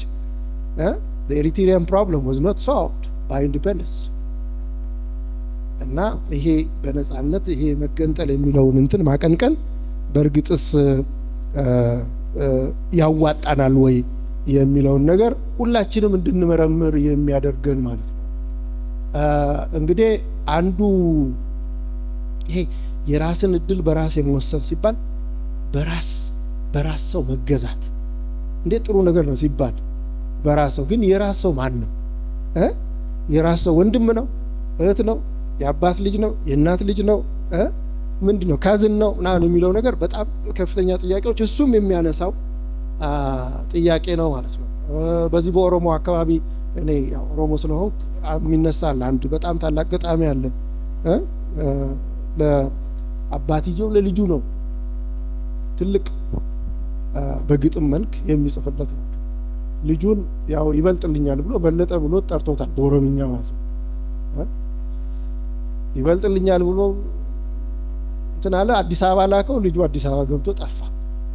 የሀገሬው ችግር ምንም ሶልቭ አልተደረገም። አንድ ቀን ልክ ከአውሮፓ ሲመለስ የሆነ ትምህርት ተምሮ ተመልሶ በቃ ትልቅ ንግግር አደረገ ለአካባቢው። ከዛ ጠፋ። ምን ነው ጠፋህብን ነው ብሎ አባትየው ለልጁ የስሞታ ደብዳቤ ነው የሚጽፍለት። በጣም ታላቅ ገጣሚ ነው። የሚገርምም የፖለቲካ የአባት ለልጅ የጻፈው ደብዳቤ ነው እና አንዱ የሚናገረው ነገር ምንድነው? በባዳ ከመተዳደር በወገን መገዛትን ተመኘው። ምን ነው ናና ግዛኝ ይለዋል። አሁን ቢሆን እንደዛ አይነት የሚባል አይመስለኝም። ቡልቻ ለጋራ ቢታለሚናዌ ይላል። እንግዲህ ይሄ ምንድነው? የብሔረሰብ ጉዳይ ትልቅ ጥያቄ የሚያስነሳ ሙልጌታም የሚያነሳው ነገር ያንኑ ነው። ገዢ ነው። ወንድምህም ቢገዛ ወንድምህ ሲገርፍህ ግርፊያው ማም ከሆነ አንተ ትልቅ ችግር አለብህ የሚል ከፍተኛ የሆነ ጥያቄ ለሁላችንም የሚነሳ ሁላችንም ማንሳት ያለብን መወገትም ያለብን ነገር ነው። ቡልቻ ለጋራ ቢታለሚናዌ ባዳ ከሚገዛኝ ወገን ወገን ምንድነው ባዳ ከሚያስተዳድረኝ ወገን ቢገዛኝ እሱ የሚለው ወገኔ ገዝቶኝ ምንድነው ባዳ አስተዳድሮኝ ገነት ከምገባ የሚል ጽሑፍ አለው እዛ ውስጥ ባዳ አስተዳድሮኝ ገነት ከምገባ ወገን ገዝቶኝ ሲኦል ብኖር ይሻለኛል። አሁን ይሄንን ነው የሚጎግተው ማለት ነው። ለምንድነው ሲኦል መሆኑን ሲኦል መኖርን ለምንድነው የምንመኘው? ለምንድነው ወንድምህ አባትህ ወይ የደም የሆነ ደም ብለህ የምትጠራው ሰው ለምንድነው የሚገዛ የሚለው ትልቅ ጥያቄ ነው ያነሳው። ይሄ እንግዲህ ከሀገረ ትግራይ ብቻ ሳይሆን ኦሮሞውም አማራውም ሌላውም ማንሳት ያለበት ጉዳይ ነው እና መጨረሻ ላይ ብዙ ሳላንዛዛ የሚመለስበት ጉዳይ አለ። እነዚህ ነው የሚያነሳው። ሌላው እንግዲህ ይሄ ሙግት ነው ብያቸዋለሁ። ከዓለም አቀፍ አንጻር የተሳካላቸውም ተሳክቶላቸውም የወደቁትን አገሮች ያነሳል። ያልተሳካላቸውም አገር መሆን ምን ማለት ነው የሚለውን ጥያቄ ያነሳል። ወደፊት እንግዲህ ምናልባት ሲኮል የሚጽፍ ከሆነ አንዳንድ ነገር ምንድነው አገር ራሱ ምንድነው አገር? ብዙ ጊዜ በውትድርና ሰው ሄዶ ይሞታል፣ ብዙ መስዋዕትነት ይደረጋል በአገር ውስጥ። ግን ለምንድነው መስዋዕት የምናደርገው ለአገር? why are we sacrificing so much to what we call a country? አገሬ ማለት ምን ማለት ነው የሚለው ጥያቄ ሁላችንም ማንሳት ያለብን እሱም የሚያነሳቸው ነገሮች ናቸው። እንግዲህ የወቅቱ ትኩሳት ብዙ አገሮች ብዙ ህዝቦች ብሔሮች ምናምን እሱ ሌላ ነገር ነው ጥያቄዎች ያነሳል። የብሔረሰብ ጥያቄ የኢትዮጵያ ጥያቄ ብቻ አይደለም። አፍሪካ ውስጥ ብዙ ሀገሮች በብሔረሰብ ጥያቄ ተነሱ። የካታንጋ የኮንጎ አለ፣ ባይፍራ ናይጄሪያ አለ። ኢትዮጵያ ኤርትራ እንኳን ብሔር አይደለችም፣ ኮሎኒያል እንትኑን ነው ተከትላ ሄደችው። ብዙ የሚነሱ የሶማሌ ጥያቄ አለ፣ ብዙ ጥያቄዎች አሉ። የነ ዩጎዝላቪያ አለ እና በተለይ ከ19 እንደ አውሮፓን አቆጣጠር ከ1989 በኋላ ብዙ ሀገሮች ተፈጥሯል። እንደምታውቁት ብዙ ሀገሮች የተፈጠሩት በዛን ጊዜ ጥያቄ ስለተነሳ ሳይሆን ሶቪየት ህብረት ስለፈረሰች ነው። የምስራቁ ዓለም በመፍረሱ ብዙ ሀገሮችን ፈልፍሏል። ለሰሰሊ ሀገሮቹ ትክክል ናቸው አይደሉም የሞራል ጥያቄ ልናነሳ የምንችልባቸው ሁኔታዎች የሉም ማለት ነው። ስለዚህ ሙሉጌታም እነሱን ለምንድን ነው የሚያሳየው? ሀገረ ትግራይን የምታቀነቅኑ ጎራዎች ይሄንን አስቡበት፣ ዝም ብሎ ለማንሳት ሳይሆን አስቡበት። እስቲ ሀገረ ትግራይን መስረት ብትሉ ለአቅመ ሀገር ትደርሳላችሁ ወይ? እኔ ነኝ እዚህ የኔ ቃል ነው። አቅመ ሀገር ማለት ብዙ ነገሮች ያስፈልጉታል ማለት ነው። ብሔር መሆን ብቻ ሳይሆን አቅመ ሀገር። አንደኛ ጎረቤቴ ማን ናቸው? እውን ኤርትራ ጎናችሁ ቁጭ ብላችሁ ትግራዋን ሀገር መሆን ትችላላችሁ ወይ? ሌሎችም አፋርም፣ አማራም፣ ሱዳንም ሌሎችም ሀገሮች እንደው በሰላም መኖር ይቻላል ወይ የሚለውን በጣም መጠየቅ ያለበት ጥያቄዎችን ያነሳል ማለት ነው። ለሀገር ለመብቃት ጂኦግራፊያችሁ ራሱ ይወስናል ነው። ሌላው አንድ በጣም የወደድኩለት ነገር የትግራዋይ እጣ ፈንታ ሀገረ ትግራይ ብትመሰረት ሐዋሳ፣ ሞያሌ፣ አርባ ምንጭ፣ ጋምቤላ የሚኖረው ትግራይ የተሳካለትም የተዋለደም ትግራይ ምንድነው ምርጫው? ሀገር ሲኖር ከዛም እኮ ልትወጣ ነው ማለት ልክ እንደ ኤርትራኖቹ እንዳትሆኑ የሚል ብዙ ጥያቄዎችን ያነሳል ማለት ነው። እሱ እንደሚለው ትግራዋይ የሚታወቀው ሌላ ሀገር ሄዶ ተሳክቶለት ታግሎ ኑሮውን ሲያሸንፍ እንጂ እዛው ትግራይ ውስጥ ተወስኖ የሚኖርበት እንትን ትግራይን ራሱ ያሳንሰዋል የሚል ነው። የሱን ጽሁፍ ነው እየነገርኳችሁ ያለሁት። ያሳንሰዋል። ትልቋ ኢትዮጵያ ማለት ትልቅ ኢኮኖሚ ነው፣ ትልቅ ገበያ ነው፣ ትልቅ የትምህርት አድማስ ነው። ብዙ የሚጋለብበት ሜዳ እያለ ለምንድነው እዛ ውስጥ ምንድነው ተወስናችሁ የምትኖሩት? አቅመ ትግራይ ምንድነው? ትግራይ አቅመ አገር ሊኖራት የሚችልበት ሁኔታዎች በጣም የጠበቡ ናቸው። የዓለሙም ሁኔታ አለ፣ የኢኮኖሚውም ሁኔታ አለ። በዙሪያ ያሉትም ህዝቦች እና ሀገሮችም አሉ። እነዚህ ሁላ ነገሮች በደንብ መታየት አለባቸው፣ መጠናት አለባቸው። እንዲሁ ዝም ብላችሁ በስሜት አትጋልቡ። በቅርብ ጊዜ የደረሰባችሁ ችግር ለዚህ እንዳይገፋፋችሁ የሚል እንትን ነው። ሌላው እነዚህ የመንግስት አወቃቀር እንትኖችን በተወሰነ ደረጃ ሄድባቸዋል። እነዚህ ኮንፌዴሬሽን፣ ፌዴሬሽን የሚለው ዋናው ነገር ግን ኢትዮጵያን ምንድነው ትግራይን ያስቸገራት ነገር ኢትዮጵያ ውስጥም ያለ ችግር ነው። እስካሁን ድረስ እሱም መጨረሻ ላይ የሚጽፈው ነገር እንግዲህ ክብረ ነገስት ተጽፏል፣ ፍትሐ ነገስት ተጽፏል፣ ህገ መንግስት ተጽፏል። ህገ መንግስት የሚለው ቃል በነገራችን ላይ በአማርኛው ትክክል አይደለም። ኮንስቲቱሽን ኢዝ ኖት ህገ መንግስት። በህገ መንግስት ማለት የመንግስት ህግ እንደማለት ነው። በቀጥታ ካላችሁ ማለት ነው። ህገ መንግስት ግን የመንግስት ህግ አይደለም። ለመንግስት ህዝብ የሚሰጠው ቃል ኪዳን ነው። መንግስትን ቃል ኪዳን የሚያስገባ ሰነድ ነው። It's not a law by the government. It is not the law of the government. It's a covenant that the government enters into to respect the people. ህዝብን እንዲያከብር ማለት ነው። ስለዚህ ያው ህገ መንግስት የሚለው ቃልም ወደፊት በደንብ መታየት ያለበት ነገር ነው። እንዲያውም ሙልጌታ አንድ የሆነ አባባል እንትን ብሏል። እሱ እንግዲህ እንቀበለዋለን እንቀበለውም አንድ ጥያቄ ነው። ፍትሐ ህዝብ ኢትዮጵያ ውስጥ መጻፍ ያለበት ፍትሐ ህዝብ፣ ለህዝብ የሚሆን ቃል ኪዳን እንዴት አድርገን እንጻፍ? እሱ እንግዲህ ለሁላችንም የሚሰጥ የቤት ስራ ነው። ያንን እስካሁንም አልደረስንበትም። ኳትነናል። አሜሪካ አየን፣ እንግሊዝ አየን፣ ፈረንሳይ አየን፣ ራሽያ አየን፣ ሁሉንም ነገር ሞክረናል። ኮምፓራቲቭ እንትኑን አጥንተናል። ኮንስቲቱሽናል ሎ ፒኤችዲ ብዙ ሰዎች አሉ። አንድ ግን ያልፈታነው ኢትዮጵያውያኖቹም ትግራውያኖቹም ኤርትራውያኖቹም this is not a problem of Ethiopia alone የሁላችንም ችግር ህዝባዊ መንግስትን ቋሚ መንግስትን አልፈጠርንም። እንግዲህ ለምንድን ያልታደልነው? ለምንድን ነው እነ ቶማስ ጄፈርሰን ኢትዮጵያ ውስጥ የሌሉት? ለምንድን ነው እነ ጄምስ ማዲሰን እነ ጆን ጄ ወይም ሌሎችም ኮንስቲቱሽናል እንትኖች ቋሚ የሆነ የመንግስት ስርዓት ለምንድን ያልፈጠርነው የሚለውን ነገር ያነሳል። ያው በመጨረሻ ላይ ብዙ አንዛዛሁባችሁ።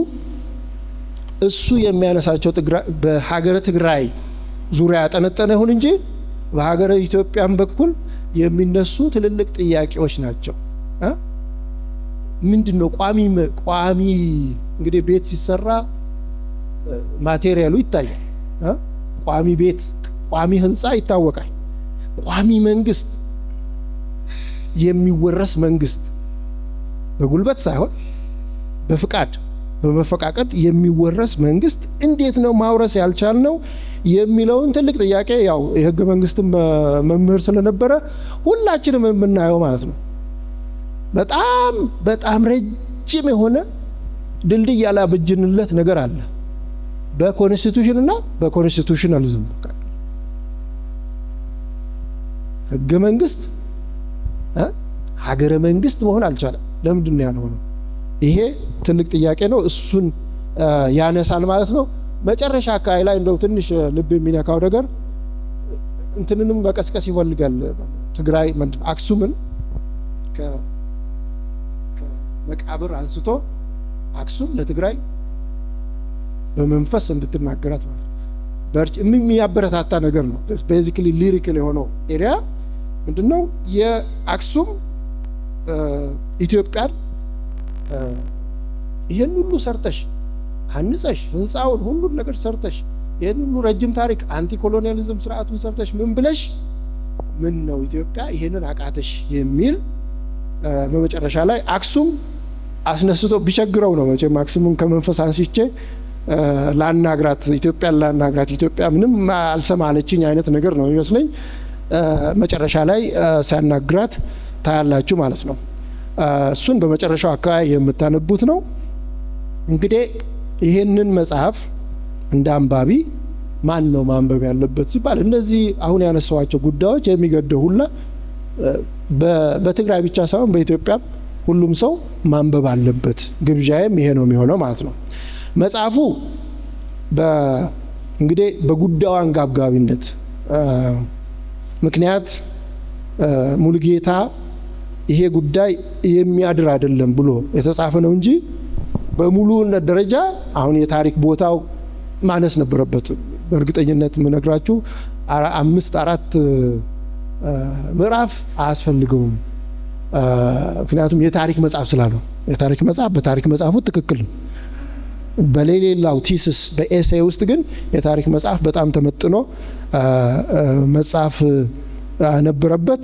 እሱም የሚረዳው ይመስለኛል። እሱን ምናልባት ወደፊት አጠር አድርጎት ሌሎቹን ኤሪያዎች በቲሲስ መልክ ቢጽፋቸው በጣም ጥሩ ነው። ሌላው ምዕራፎቹ ሲደራጁ ሁሌ ምዕራፍ ማለት ማሳረፊያ ማለት እንደሆነ ነው እኔ የምረዳው ማለት ነው። አንድ መጽሐፍ በአንድ ጊዜ አትወጡትም። ያው ብዙ እግር ብዙ ትኳትናላችሁ። አንድ ምዕራፍ ወደ ሌላኛው ምዕራፍ ሲሻገር መሸጋገሪያው በደንብ በግልጽ መቀመጥ አለበት ብዬ ነው ማስበው። እንደ መጽሐፍ ማሳረፊያው የት ነው ያረፍኩት፣ ለምንድን ነው ማርፈው ሲባል አንድ የምታሳርፉበት ቦታ ሁሌም ገጠር የኖራችሁ ሰዎች ታውቃላችሁ፣ ተራራ ላይ አይታረፍም። አቀበቱ ላይ ዝም ብላችሁ አታርፉም። ወርዳችሁ ትንሽ ረባዳ ቦታ ላይ ነው የሚታረፈው። ሁለተኛ የምትሄዱበትን አገር ማወቅ አለባችሁ። መጽሐፍ እንደ አገር ነው።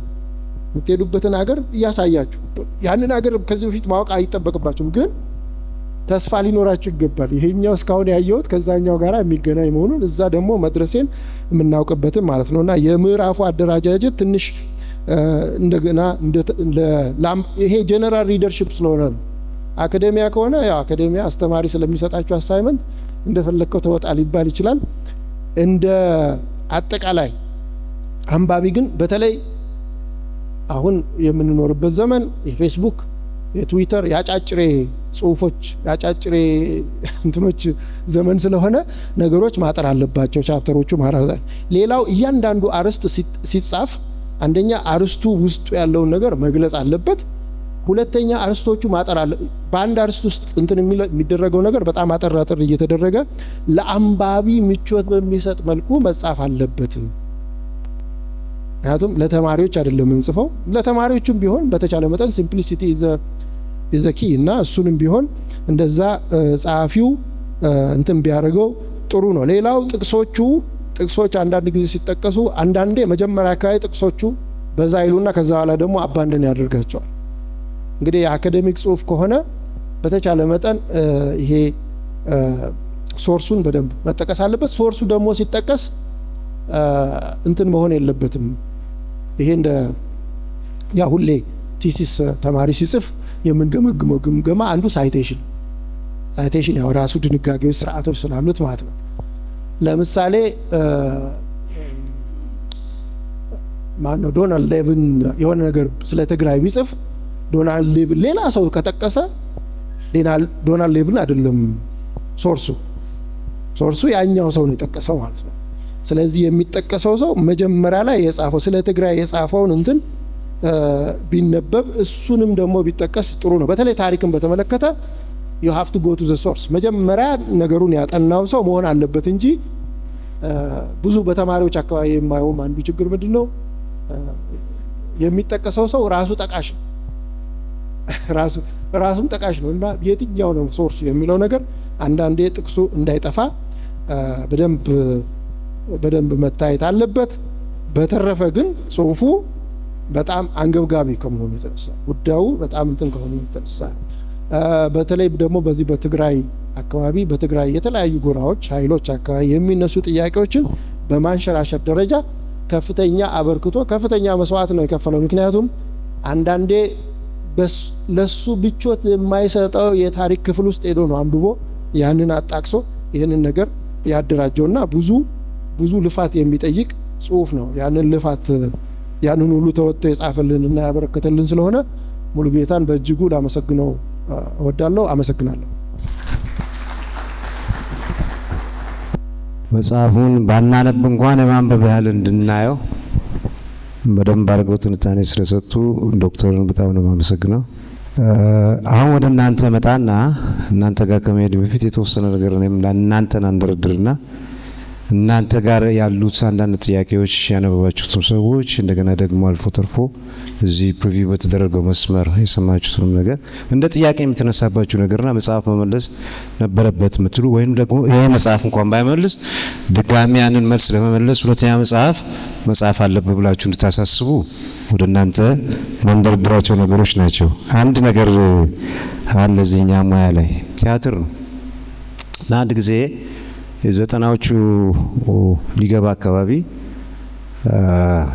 ንግሥተ ሳባና ኢትዮጵያ የሚል ቲያትር ተሰራ። እኛ ሀገር ተሰራና ያን ቲያትር ጨርሰው አውሮፓና አሜሪካ ስቴቶች ናቸው የሚዞሩትና የአሜሪካን ስቴት ትተው አውሮፓ ጨርሰው መጨረሻ መግቢያቸው ኤርትራ ነበረ እና ያን ጊዜ ግርግሩም አልተነሳም የኤርትራ ጦርነት እና ከነዛ ተጓዦች መካከል አንዷ ጂጂ ነች። እጅጋየሁ ሽባባው ዘፋኙ እዛ ሲገቡ ግን ቲያትሩ ርዕስ ካልተቀየረ በስተቀር ቲያትሩ አይታይም ተባለ። ቲያትሩ መሆን ያለበት ርዕሱ ንግሥተ ሳባና ኤርትራ መሆን አለበት እና ያን ያሉት ደግሞ ፕሬዚደንቱ ናቸው ኢሳያስ አፈወርቂ። እዛ በቃ አቁሙ አለበለዚያ ወደ ኢትዮጵያ ተመለሱ። እንግዲህ ኢትዮጵያና ኤርትራ መባባል ጀምረን የለ ተባባሉና ግዴ ለማለች እሷ ግዴ ለም እሺ በሉ ንግሥተ ሳባና ኤርትራ ብለን ቲያትሩን እናቀርባለን እና እሺ በሉ አለች። እሺ ተባለና ብዙ ሰው አግሮምሮሞባታልና መድረክ ልትመራ ወጣችና ይዛ ስትወጣ መድረክ ላይ የኛና የነሱ ሰንደቅ ዓላማ ይለያያለም። ሰንደቅ ዓላማውን የኛን ይዛ ወጣች። ግር አለው ሰው። ርዕሱንም ንግሥተ ሳባና ኢትዮጵያ አለች። አንድ ጊዜ ተከፍቷል። አቁሙ ስላልተባለ ብቻ ቲያትሩ አለቀና ከመድረክ ሲወርዱ እሷ ነች የተጠራችው። በቀጥታ እሳቸው ጋር ገባች እና ስትጀምር ራሱ ያለችው አጎቴን ይመስላሉ ነው ያለችው። እርሶ አጎቴን ይመስላሉ፣ እውነት እናንተ ኢትዮጵያውያን አይደላችሁም ብላ ነው የጠየቀችው። ፖለቲካውን እንጂ ከየት እንመጣለን? ራሳቸው ኢሳያስ ፖለቲካ ሆነብን እንጂ እኛ እስከየት እንመጣለን? አሁንም እዚህ መጽሐፍ ላይ የምናየው ነገር ወደ እናንተም ሊሸራሸር የሚመጣር ትግራይ በኢትዮጵያ ውስጥ ወይስ ኢትዮጵያ በትግራይ ውስጥ የሚለውን ነገር ነው አብረን የምናየው። ምክንያቱም ቢባል ኢትዮጵያ የምትባል ሀገር ስናስብ ሀገረ አስተዳደር የሚባለውን ደግሞ ሀገረ መንግስት የሚባለውን መመሪያውንም ፍትሐ ነገሥቱንም ክብረ ነገሥቱንም የሚባለውን ነገር ወደዛ አካባቢ ሄደን ነው እዛው ተጋሩ አካባቢ ነው እንግዲህ ይሄን ነገር ያረቀቁት። ስለዚህ ኢትዮጵያዊነትን በፍቃድ የምትወስደው እንጂ በግዴታ የምትወስደው አይደለም ሲሉ እንደ ብሔር ከተዋቀረ ደግሞ ኢትዮጵያዊነትን በግዴታ የሚወሰድበት አቅም ውስጥ ነበር የምንገባው። ስለዚህ ፈቅደህ እንጂ ተገደህ አትሆንም የሚለውን ነገር ከኢትዮጵያዊ ጋር አብሬ ልኑር ብዬ በውስጤ ከፈቀደ ኢትዮጵያዊነትን መቀበል ግዴታ ይሆን እሱን የሚጣረስበት ዘመን አልፏል። አሁን እናንተ ጋር የሚመጣው ትግራይን በኢትዮጵያ ውስጥ ነው ወይስ ኢትዮጵያን በትግራይ ውስጥ ነው መታየት? ምክንያቱም ቢባል ኢትዮጵያ የምትባለውን ሀገር ስም ስያሜ ስንቀመጥ እቺ ቆዳ ሰፊ ጥንት ታሪኮች ሲነግሩን ድፍን አፍሪካ ካርታዋ ራሱ አንድ ሪዮ ለስላሴ መጽሐፍ አለ። አፍሪካ ካርታው ራሱ ወገቡ ላይ ከምዕራብ ወደ ምስራቅ ኢትዮጵያ የሚተጽፎበት ነው የሚታይ። ካርታውም አለ ብዙዎቻችሁ ሳታዩት አትቀሩ። ይሄን ያህል ቆዳ ሰፊ ነበረች ሀገርና ድፍን። አሁን ደግሞ ወደዛ ወደ ትልቁ መጽሐፍ ስንመጣ የደቡብ ንግስት ይላታል። አዜብ እንግዲህ በአተረጓጎሙ ምንድነው ደቡብ ይለዋል። የአዜብ ንግስት የሰለሞንን ጥበብ ልታይ መጣች እስከማለት ደረጃ ይደርሳል አለም ታላቁ መጽሐፍ። እና አዜብ ማለት ደቡብ ከሆነ ደቡብ ማለት ደግሞ ከዛ ከእስራኤል ሴንተር ከተነሳ ድፍን አፍሪካ ነው ማለት። ድፍን አፍሪካ ላይ ስንቀመጥ እኛ አዜባውያን ኢትዮጵያ ድፍን አፍሪካን የወከለች ታላቅ ሀገር ነች። ያችነች እንግዲህ ለቅኝ ግዛትም ለምንም እንዲመች ተደራረገና የተበጣጠሰ መጥቶ የእርስ በርስ መሰብሰብም እንደተባለው የነ አክሱም መቅሰምም መዳፍ ምታክል ሆና ከመዳፉ ላይ ጣቶች የተበጣጠሱ ሊመጡ የታሰበበት ሂደት ውስጥ እየተገባ ነው ማለት ነው። ስለዚህ ወደዚህ አይነት ሂደት ውስጥ ስንመጣ በትግራይ ውስጥ ነው የምናያት። ምክንያቱም ሀገረ መንግስት በአክሱም ዘመነ መንግስት ወረቀት ላይ ባረፈ ህግ የመተዳደር አቅም የነበረንና ደራሲው እንዳስቀመጠው ደግሞ ኢምፓየር መሆንና የዓለም ጫና የመፍጠር በስልጣኔ ደረጃ እዛ የመድረስ አቅም ያለን ህዝቦች ዛሬ የለም ያቺ ትናንትና በወረቀት ደረጃ ያስቀምጥኩላትን እናንተ ተዳደረ የፈለቅኩላትን ክብረ ነገስት ያስቀምጥኩላትን ፍትሐ ነገስት ያበጀውላትን አገር ትቻት ፍትሐ ነገስቱንም ክብረ መንግስቱንም በመልሳችሁ ድጋሚ መጠቀም እንኳን ከፈለጋችሁ ተጠቀሙት። እኔ ደግሞ የራሴን ህገ መንግስት ቀርጬ ሄዳለሁ ማለት ትችላለች ወይ? የትስ ነው የምትሄደው የሚለውን ነው። ከኢኮኖሚ አንጻር፣ ከመራብ ከመጠማት አንጻር፣ ከመደፈር ካለመደፈር አንጻር ብቻ አይደለም። ራሱ ባህሉ፣ ትውፊቱ፣ ቅርጹ ተፈጥሮ ይፈቅድላታል ወይ? እዛ ነገር ውስጥ እየተመላለስን ተወሰኑ ጥያቄዎች ጠይቀን በዝርዝር እዚህ መጽሐፍት ውስጥ እነዛ ነገሮች ፍጹም አይሆኑም የሚለውን አቅም አልተነሳልንም። አይ ተነስቶልን እዚህ ቦታ ላይ እንዲህ ስታስቀምጠው በዚህ መስመር ደግሞ እነዚህ ነገሮችን ግልጽ አላደረክልም የሚል አንዳንድ ጥያቄዎች ወደ እናንተ ከናንተ እንዲመጣና ደራሲው እዚሁ ስላሉልን እንዲተነትኑት በአክብሮት ገብዛለሁ። አሁንም ደጋግሜ ዶክተር ኤፍሬምንና ሄኖክ የታገይ ልጅን እጅግ በጣም ነው የማመሰግነው። ሳመሰግን እዚህ ባሉትም ሰዎች፣ እዚህ ባሉትም ታዳሚዎች፣ እዚህ ባሉትም ምሁራን ስም ነው ማመሰግንና እግዚአብሔር አክብራችሁ እግዚአብሔር ይስጣችሁ። ይህንን ነገር አግኝታችሁልን እጅግ በጣም በርቀት አይተን እንኳን አንድ ቀን ባየናቸውና ሀሳባቸውን በሰማን ከምንላቸው ምሁራኖች ጋር ይህንን መድረክ ፈጥራችሁ ስላገናኛችሁን እጅግ በጣም ነው የምናመሰግነው። እዚህ ታላላቅ የመጽሐፍ ተንታኞች ያሉበት፣ ታላላቅ ዶክተሮች የተቀመጡበት፣ ታላላቅ ሪቶሪ መስራቾችና ታላላቅ መሪዎች ባሉበት መድረክ ላይ እንዲህ አይነት ነገር እንድንተናተን በማድረጋችሁ እጅግ በጣም ነው የምናመሰግነው። ዛሬ ይሄ ነገር ከመፈጠሩና ራስን እድል በራስ መወሰን ከመባሉ በፊት ወደ በረሃ የሚያስገባውና ግፊትን ካለመቋቋምና ይሄ ግፊት ትጥቅ ትግል ውስጥ የግድ ሊጨምረንም ግድ ሆኗልና እስቲ በመሀል ከተማ ሆነን ከምንፈጅ ጫካ ሆነን እንምከር ወይም በረሃ ሆነን እንምከር ብለው ወደ በረሃ ከወጡ ታላላቅ መሪዎችና ከዛም አልፎ ተርፎ ደግሞ ታላቁ መሪ ነው የምላቸው። ታላቁ መሪ ዶክተር መሀላችን ይገኛሉ። እሳቸው አይስ ብሬክ ቢያደርጉልን፣ እሳቸው አንድ ነገር ቢነግሩንና ወደ ሌላው እንዲንደረደር ብንመጣ ዶክተር አረጋዊ በርሄን በአክብሮት ጋብዛለሁ። ማይኩ ለሳቸው አቅርቡልኝ። በጣም አመሰግናለሁ። ድንገት ነው የሆነብኝ። ምን እንደምናገርም በእውነቱ አልተዘጋጀውም። የሆነ ሆኖ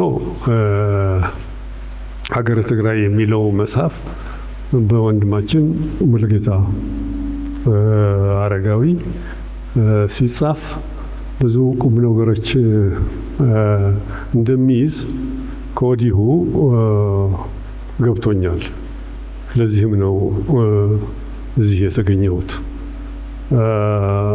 በእውነት መጽሐፉን አላነበብኩትም፣ ትክክል ሀቁን ለመናገር። ስለዚህ በመጽሐፉ አስተያየት ለመስጠት ተገቢም አይደለም፣ ይከብደኛልም። አንብቤው በመጣ ኑሮ የሚቻለኝን አስተያየት ለመስጠት ወደኋላ አልልም ነበር። የሆነ ሆኖ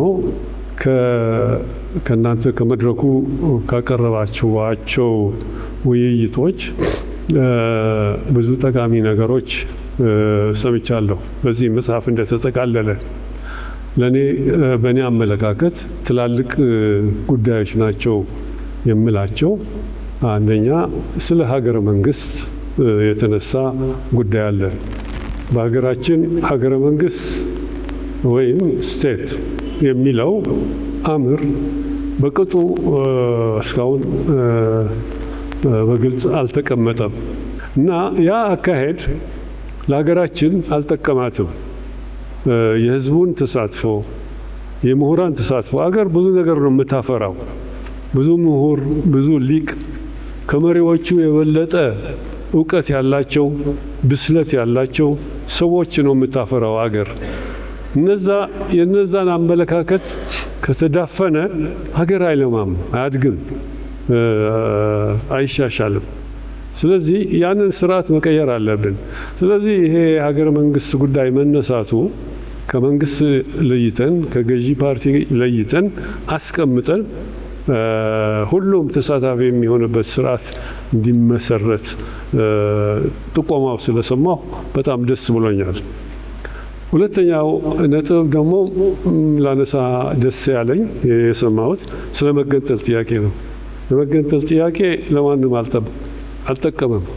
በጊዜያችን አይተናል። የተገነጠሉ ማህበረሰቦች ምንም ያካበቱት ጥቅም የለም፣ ተጎዱ እንጂ ጉዳታቸውም ለኛም ተርፎናል። በአካባቢያችን እንደምታውቁት ብጥብጥ መፍጠር እንጂ ከመገንጠል የሚመጣ አዎንታዊ የሆነ ውጤት አይገኝም። መገንጠል ማለት ማነስ ማለት ነው፣ ትንሽ መሆን ማለት ነው፣ መለየት ማለት ነው፣ መቀጨጭ ማለት ነው። መገንጠል ማለት ከትልቅነት ወደ ትንሽነት መውረድ ማለት ነው።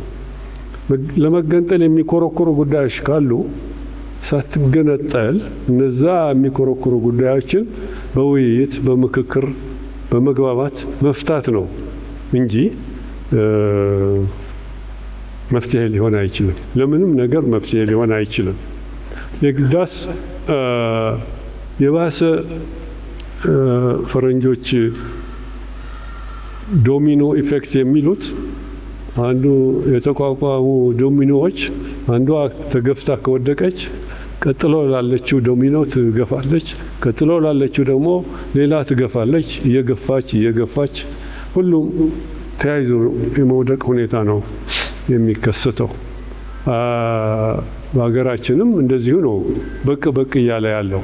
ስለዚህ ይሄ ነገር መነሳቱ በጣም ጥሩ ነው እና በወንድማችን ሙሉጌታ አረጋዊ ተነስተው ያሉ አርዕስቶቹም አይቻቸዋለሁ አሁን ማለት ነው። ተነስተው ያሉ ጥያቄዎች የሀገራችንን ሂደት በደንብ አድርጎ የሚመረምርና የመፍትሄ አቅጣጫም የሚያሳይ በመሆኑ በጣም ደስተኛ ነኝ።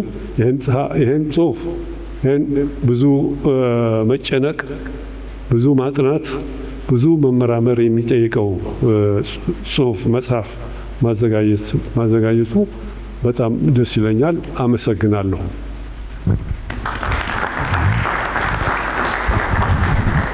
እሺ፣ በጣም ነው የማመሰግነው። ቆንጆ መጽሐፍ ነው። በወፍ በረር ነው ያነበብኩት፣ እንደ ታተመ አካባቢ ነው እና ሪቪው ለማድረግ የሚያስችል ንባብ አይደለም። ግን ከዛ ውስጥ ጥያቄዎች አሉኝ ብዬ የማስባቸውን አንዳንድ ነገሮች ግን ጠቅሳለሁ። መጀመሪያ ሪቪው ያደረገው ሰው ዶክተር ጓደኛ መሆኑን ሲናገር እንደዚህ አይነት ሪቪው ይሆናል ብዬ አልጠበቅኩም ነበረ። ብዙ ጊዜ አይመከርም የጓደኛህን መጽሐፍ አብረ ያሳለፍከውን መጽሐፍ መገምገም የሚመከር፣ በጣም ኦነስት መሆን አለብን። ወይ ደግሞ ከዛ በኋላ የሚኖር ግንኙነት ላይ ሙሉጌታ ጥሩ ሰው ካልሆነ ይከብዳል፣ ሀሳብና ጓደኝነት እንትን ስለሚል ማለት ነው። ግን ያየሁት በጣም የሚገርም ነውና ሪቪው ያደረገውን ሰው በዚህ አጋጣሚ አመሰግናለሁ። በጣም ፎከስ አድርጎ ነው እንትን ያለው። መነሻ እሱ ነው። ከዛ ባለፈ ከርዕስ ጀምር ለማንም ሰው ይህን መጽሐፍ ለሚያይ ሰው አገረ ትግራይ ስለሚልና ቢያንስ ባለፉት 10 ዓመታት ያህል በዚህ ጉዳይ ማጠንጠኛነት የሰማናቸው ነገሮች ያነበብናቸው ነገሮች ገፊ ምክንያት ሆነው መጽሐፉን በከቨሩ ጀጅ ልናረግ እንድንችል የሚያደርግ ነገር ነው ያለው። እንደኔ መጽሐፉ አገረ ትግራይ ከሚባል ነገረ ትግራይ ቢባል ደስ ይለኝ ነበር። አስተያየት ነው አንድ። ሁለተኛ ወደ እንትን ውስጥ ምዕራፎቹን የጠቀሰበትን ወይ ምዕራፎቹን ያዋቀረባቸውን አንጓዎች ሳያቸው ምዕራፎቹ ላይ ምዕራፉ ታይትል የለውም። ቀጥታ ይናገርና ከዛ እንደዚህ እያለ ይላል። ታሪክ ከሆነ ታሪክ፣ ባህል ከሆነ ባህል እያለ ምዕራፍ ቢሰጠው ጥሩ ነው። ሶስተኛ ቆንጆ መጽሐፍ ነው። ብዙ ማጣቀሻዎች ጠቅሷል። ግን ዋቢ መጽሐፍትን መጨረሻ ላይ አያስቀምጣቸውም። የቢብሊዮግራፊ የለውም እና ያው በአካዳሚሻን ነገር ውስጥ ያለፈ ሰው ስለሆነ እንዴት እንደሳተው ራሱ ገርሞኛል። ቀላል የሚመስል ግን መጽሐፉን ስናነብ ምን ስንል ተጨማሪ ንባብ ብንፈልግ ብዙ ጊዜ የምናየው ቢብሊዮግራፊውን ነው። ውስጥ ምንጮቹን ጠቅሷቸዋል፣ ከጀርባ ግን የሉ። አራተኛ በእኔ እይታ መጽሐፉ ትግራይን እንደማሳያ አድርጎ የነገረን ስለ ኢትዮጵያ ነው። ጣፈንታችን ተመሳሳይ። አንድ ሁሴን ምናምን የሚባል አፋራዊ የቀይ ባህር ሰው ኢትዮጵያዊ አሰባሳቢ ማንነት በአንድ ልጅነት የሚል መጽሐፍ አለውና እሱ እዛ ውስጥ ምን ይላል? እንደ ሀገር አንድ የሆነው ስለምንዋደድ ብቻ አይደለም፣ ተለያይተንም ለመኖር ጣፈንታችን ስለማይፈቅድ ነው ይላል። ሙሉ የመጽሐፉን ሙሉ ሀሳብ ወደዚህ ሳመጣው ነው እንደዛ የሚለውና ሙሉ ጌታ ያንን አሳይቶናል። ትግራይ እንደማጠንጠኛ እንደማሳያ አድርጎ መገንጠል ለሚፈልጉ ኃይሎች መገንጠላችሁ ኮዝ ቢኖረው እንኳን ተገንጠላችሁ መኖር ትችላላችሁ ወይ ብሎ ይጠይቃል። ወቅታዊ ነው፣ አንገብጋቢ ነው፣ ኮንቪንስ የሚያደርግ ነው። በዚህ ላይ ደግሞ መጽሐፉን ሲጽፈው ብዙ ለምሳሌ እነ ፕሮፌሰር መሳይ ከበደ ከሶሲዮሎጂ አንጻር እነ ዶናልድ ሊቨን በተቀላቀለ ሁኔታ ምናምን ስለ ኢትዮጵያ ብዙ ነገር አሳይቶናል። እሱ ታሪክን እንደማጠንጠኛ አድርጎ ሙያውን ተጠቅሞ ከህግ አንጻር ነው። እሱ ደግሞ ይሄ አዲስ እይታ ነው፣ ጥሩ ነው። የታሪክ ነገሩ ቢበዛም እንኳን ማለት ነው። ወደ መጨረሻው ሲሄድ ገጽ 251 ጀምሮ አጠቃላይው ሁሉ ነገር ብሎት ስለ ታላቋ ትግራይ መገንጠል አለባት የለባት የሚለውን ነገር ማጠንጠኛ ሲነግረን ወደ ኋላ ሄዶ በመገንጠል ምክንያት የከሰሩ ሀገሮች ተሞክሮችን ያሳየናል። እሱ ጥሩ ነው። ከዛም ባለፈ ደግሞ እኛም በእውን የምናውቀው አጠገባችን እኮ ነው ደቡብ ሱዳን ያለው፣ አጠገባችን ነው ኤርትራ ያለችው፣ አጠገባችን ነው ሶማሊያ ያለችው። እኛን 5 ድንበር ከሚጋሩን ውስጥ ቢያንስ 3-4ቱ ተገንጥለው ምንም እንዳላመጡ እናውቃለን። ያንን ደግሞ እሱ በምክንያት በደንብ አድርጎ ተንትኖ ከኢኮኖሚ፣ ከጂኦግራፊ፣ ከፍልስፍና፣ ከታሪክ፣ ከብዙ ማንነቶች አንፃር ይህን ነገር ነግሮናል። በዚህ ላይ ዋጋ የከፈለበት ነው፣ የታሰረ ሰው ነው በዚህ ጉዳይ ላይ። ስለዚህ ከሱ የተሻለ ይህን ጉዳይ በዚህ ጥልቀት ሊነግረን የሚችል ሰው ይኖራል ብዬ አላስብም። ከዚህ በፊት እርግጥ የገብሩ አስራትን ሉዓላዊነትና ዲሞክራሲ በኢትዮጵያን የስዬ አብርሃን ከህግ ጋር የተያያዘ የታሰረበትን ሲጠቅስ ፖለቲካውን የጠቀሰልንን አይቻለሁኝ እና እሱም በጣም ጥሩ አድርጎ ነው የገለጸው። እና እዛ ውስጥ እንደ ጥያቄ እሱን የምጠይቀው ምንድነው የእሱ አምቢሽኑ ያ ባይሆንም 200 ቅድም የጠቀስኩት ገጽ አካባቢ ምን ይላል? የትግራይን ዕጣ ፈንታና አማራጮች ሲተነትንልን ከኤርትራ ጋር መዋሃድ ብትፈልግ ምንድነው ሊያጋጥማት የሚችለው ነገር፣ አድቫንቴጁ ምንድነው፣ ዲስአድቫንቴጁ ምንድነው ብሎ ያስቀምጥልናል። እና እዛ ውስጥ እንደ ተሞክሮ ምን ይላል? እርግጥ የማይሆንበት ምክንያት የለም ስስ ቢሆንም ይልና ምሳሌ ያስቀምጥልናል። ለምሳሌ የሁለቱን ጀርመኖች መዋሃድ፣ የቬትናም የየመን ምናምን፣ ይሄ ምሳሌ ሊሆን ከቻለ ሊሆን የሚችለው ለኤርትራ ከኢትዮጵያ ጋር ላላት ነገር እንጂ ትግራይ ከኤርትራ ላላት ነገር ይሆናል ወይ? በደንብ አድርገህ ማስታወሻ ብትይዝበት ደስ ይለኛል። ይሆናል ወይ? ፍላጎቱ ባይሆንም በጥራዝ ነጠቅነት ለሚያነበው ሰው ሚስሊድ ሊያደርግ ይችላል ሁኔታው ማለት ነው። ከዛ ባለፈ ደግሞ ጥሩ እዛ ውስጥ ያየሁት ነገር ትግራይ ተገንጥላ ከኤርትራ ጋር ብትዋሃድ ከሐማሴንና ትግረኛ ተናጋሪ ወይም ትግራይ ከሚባለው ጋር ቢቀላቀል የኤርትራ ፖፑሌሽንና የኤርትራ ፖለቲካ ላይ ሊፈጥር የሚችለውን ነገር ይነግረናል። ቱ ዘ ሪቨርስ ግን መልሶ ኤርትራ ራሷ ከኢትዮጵያ ጋር ብትዋሃድ ምንም እንኳን ማጠንጠኛው ትግራይ ቢሆንም ብትዋሃድ የትግራይ ብሔረተኝነት ላይ ወይም ትግራይ ላይ የሚጨምረው ነገር ምንድነው? ለምሳሌ የኦሮሞን ስፋት የአማራን ስፋት ምናምን እናውቃለን። በዚህ ታሪካዊ ሁኔታ ላይ የትግራይ ፖለቲከኞች ጥያቄ ስለሚያነሱ ነው። ሚኒሊክ ሆን ብለው ነው ትግራይ ለሁለት የከፈሉት። ነገ ከትግራይ ጋር በሚደረገው እንትን ውስጥ የሸዋና የትግራይ ፖለቲካ ነው ብለው የሚያስቡ የትግራይ ጸሐፊዎች አሉ። በዚህ ጉዳይ ላይ በጣም ብዙ ብለዋል። በተቃራኒው ደግሞ ሚኒሊክ ይህንን ለማድረግ ፍላጎት የላቸውም ነበረ። የውጫሌ ውልና የነበረው ሁኔታ አስገድዷቸው ነው። ከዛ በኋላ ድል ካደረግን በኋላ ፒስ ትሪቲ ኦፍ አዲስ አበባ ላይ 5ኛው አንቀጽ በማንኛውም ሁኔታ ትግራይ በማንኛውም ሁኔታ ኤርትራ ከጣሊያን እጅ ብትወጣ ተመልሳ ለኢትዮጵያ መግባት አለባት ብለው አስቀምጠውታል።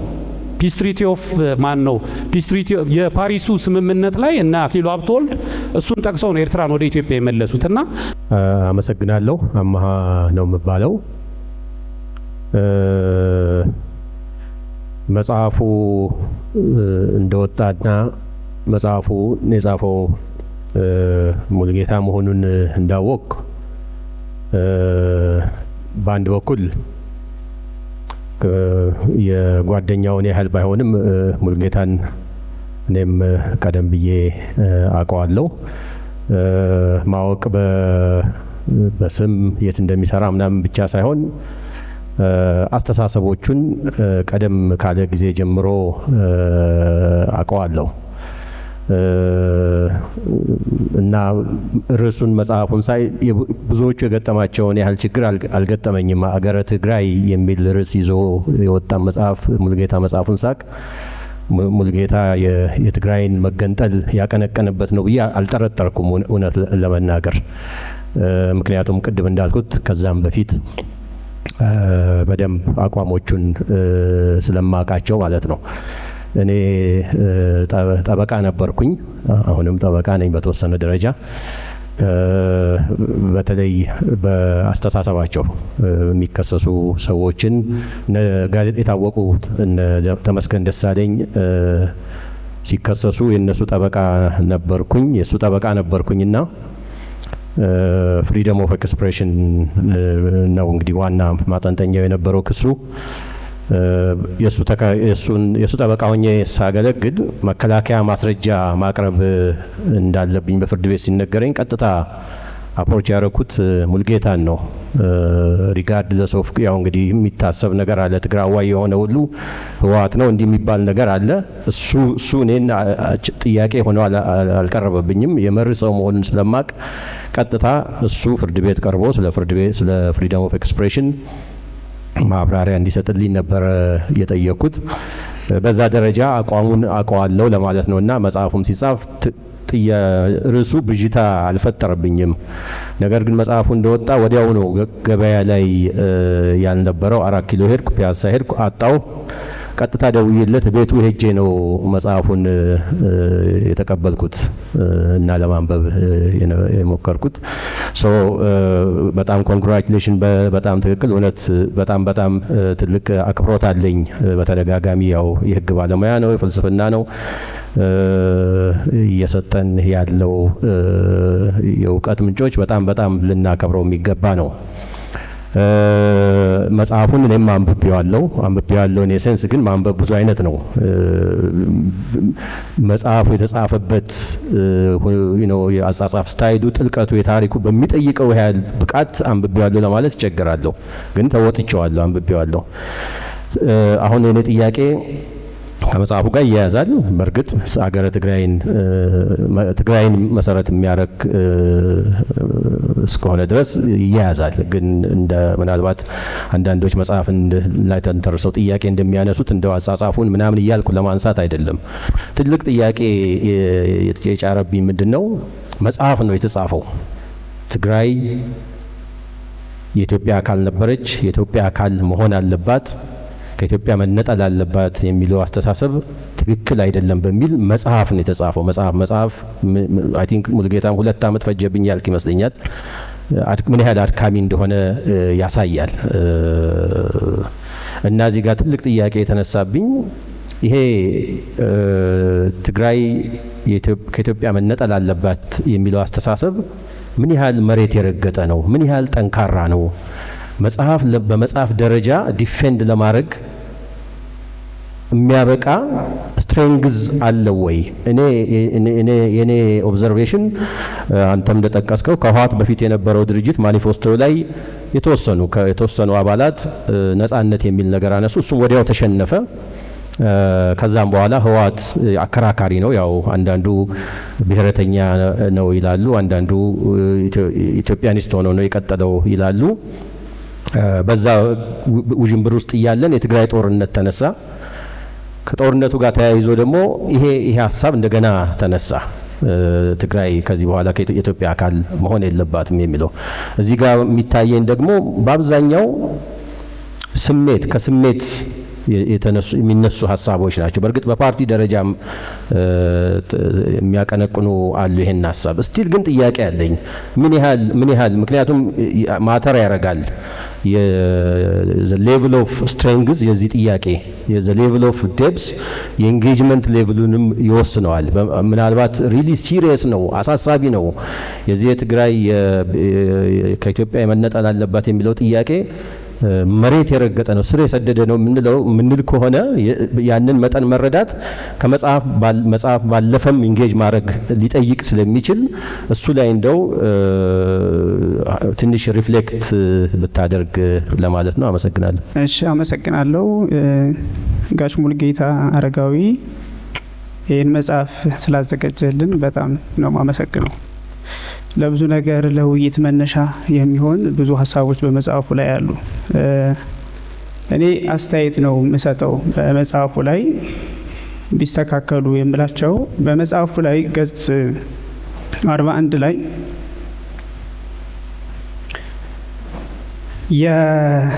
ስለ አንድ ሃይማኖታዊ ጉዳይ በሚነሳበት ጉዳይ ላይ አረማዊነትና የባሪያ ንግድን የሚያወግዙ የተዋህዶ እምነትን ሞኖፎሳይት ቢልዲፍ የሚያጠናክሩ የገዳማት አስፈላጊነትን የሚለው ሀሳብ አለና እዚህ ላይ ያው የጋሽ ሙልጌታ ብቻ ሀሳብ ብቻ ሳይሆን ብዙ በእንግሊዝኛ የሚጽፉ ሰዎች የተዋህዶ እምነት የሚለውን ሞኖፎሳይት ብለው ይገልጻሉ እና ይህ ስህተት ነው። ሞኖፎሳይት የሚለው የአውጣኪያዊ አስተሳሰብ ነው ተብሎ ነው የሚታሰበው። ኦልሬዲ መለኮትና ስጋ አንድ ባህሪ አንድ አካል ሆኑ በመዋጥ ተዋውጠው አንድ ባህሪ አንድ አካል ሆኑ። የተዋህዶ እምነት የሚለውን ግን ሊገልጽ የሚችለው ሚያፌሳይት የሚለው ነው። ኦልሬዲ ትክክለኛው እንትን አሁን አንድ ሰው ነው የሚባለው፣ ግን ስጋና ነፍስ ነው የሚዋሃደው። ያ ነው ትክክለኛው ተዋህዶ ተብሎ የሚገለጸውና ሚያፌሳይት ቢሊቭ ተብሎ ቢስተካከል ጥሩ ይመስለኛል። ሌላው ጉዳይ ስለ ደቂቀ እስጢፋኖስ ያነሳው ሀሳብ ላይ ነው። ገጽ 42 ላይ የተነሳው ሀሳብ ላይ ደቂቀ እስጢፋኖስ ላይ በ1430ዎቹ በአባ እስጢፋኖስ የተመሰረተውና በእሳቸው ይመራ የነበረው ተብሎ የተገለጸው ላይ ትልቁ እንትን እንቅስቃሴው አንደኛ ያላነሱትን ነገር ነው በዚህ መጽሐፍ ላይ የተገለጸው። አንደኛ ማርያምን ጨምሮ ጻድቃንን ማምለክ፣ መስቀልና ሌሎች እምነት ነክ ምልክቶች መጠቀምን ተብሎ የተገለጸው በማስረጃ የሚደገፍ አይደለም። ፕሮፌሰር ጌታቸው ኃይሌ ደቂቀ እስጢፋኖስ በሕግ አምላክ የሚል እንትን አላቸው፣ መጽሐፍ አላቸው። ምንጮቹንም ወደ 4 ሃጊዮግራፊዎችን ተንትነዋል፣ ሀተታ ሰርተዋል። አንደኛ የእንትን ጉዳይ አይደለም ይሄ ጻድቃንን ማምለክ ቬኔሬሽን ጉዳይ ላይ ጥያቄ የላቸውም እነሱ። ኢንተርሴሽን ላይ ምንም አይነት ጥያቄ ያነሱ ሰዎችም አይደሉም ደቂቀ እስጢፋኖሶች። ያነሱት ሀሳብ ምንድን ነው? ለስዕልና ለመስቀል ስግደት አይገባም የሚል ነው፣ ሃይማኖታዊ ይዘቱ ማለት ነው።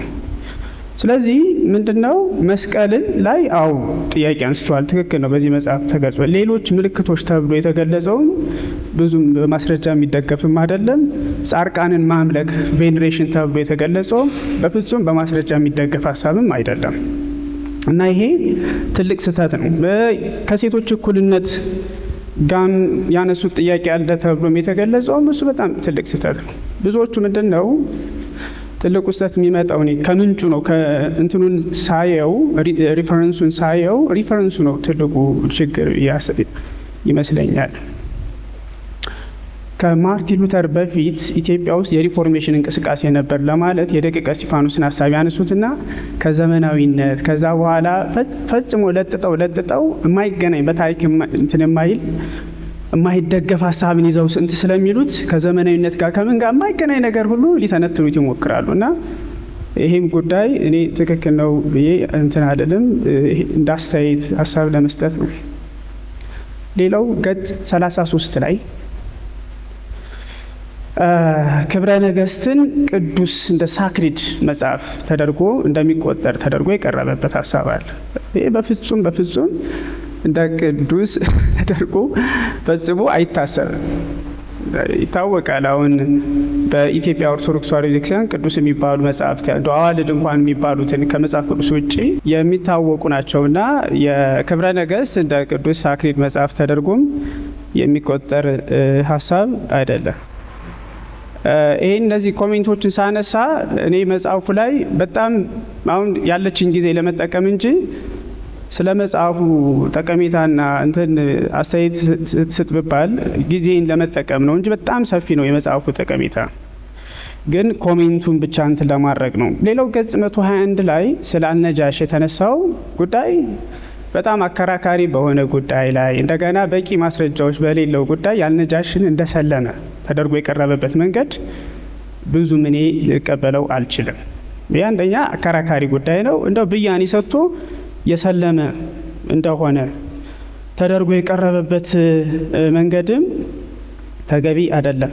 ሌላው ጉዳይ ፈጠን እያልኩኝ እንትን ልበል ሀሳቤን። ገጽ 18 ላይ የፕሮፌሰር ታደሰ ታምራት ቸርች ኤንድ ስቴት ተጠቅሶ በአክሱም ዘመን የትግረና ትግርኛ ተናጋሪዎች እንደነበሩ ተደርጎ ይተጠቀሳል። ፕሮፌሰር ታደሰ ታምራት እንደዛ ብሎ አልጻፉም። በነገራችን ላይ ኦኬ አልጻፉም። የጻፉት የግዕዝ ተናጋሪ እንደነበሩ ማህበረሰቦቹ እንጂ በዚህ ጉዳይ የትግርና ትግርኛ ተናጋሪ ብለው በመጽሐፋቸውም እንትን አልተባለም። የተጠቀሰው ገጽ ላይም የለም። እንደዛ አይነት አስተሳሰብም የላቸውም። ይሄ ምንድነው? ኦልሬዲ ወደ ኋላ ተኪዶ በአክሱም ዘመነ መንግስት ላይ አሁን ያለው ማህበረሰብ የትግራይ ማህበረሰብ አለ። በዛ ፔሪየድ ላይ ያለ ተደርጎ ስለምናስብ ነው። እሱም ምንም ስርግቡም እንደዛ ብለው አልጻፉ።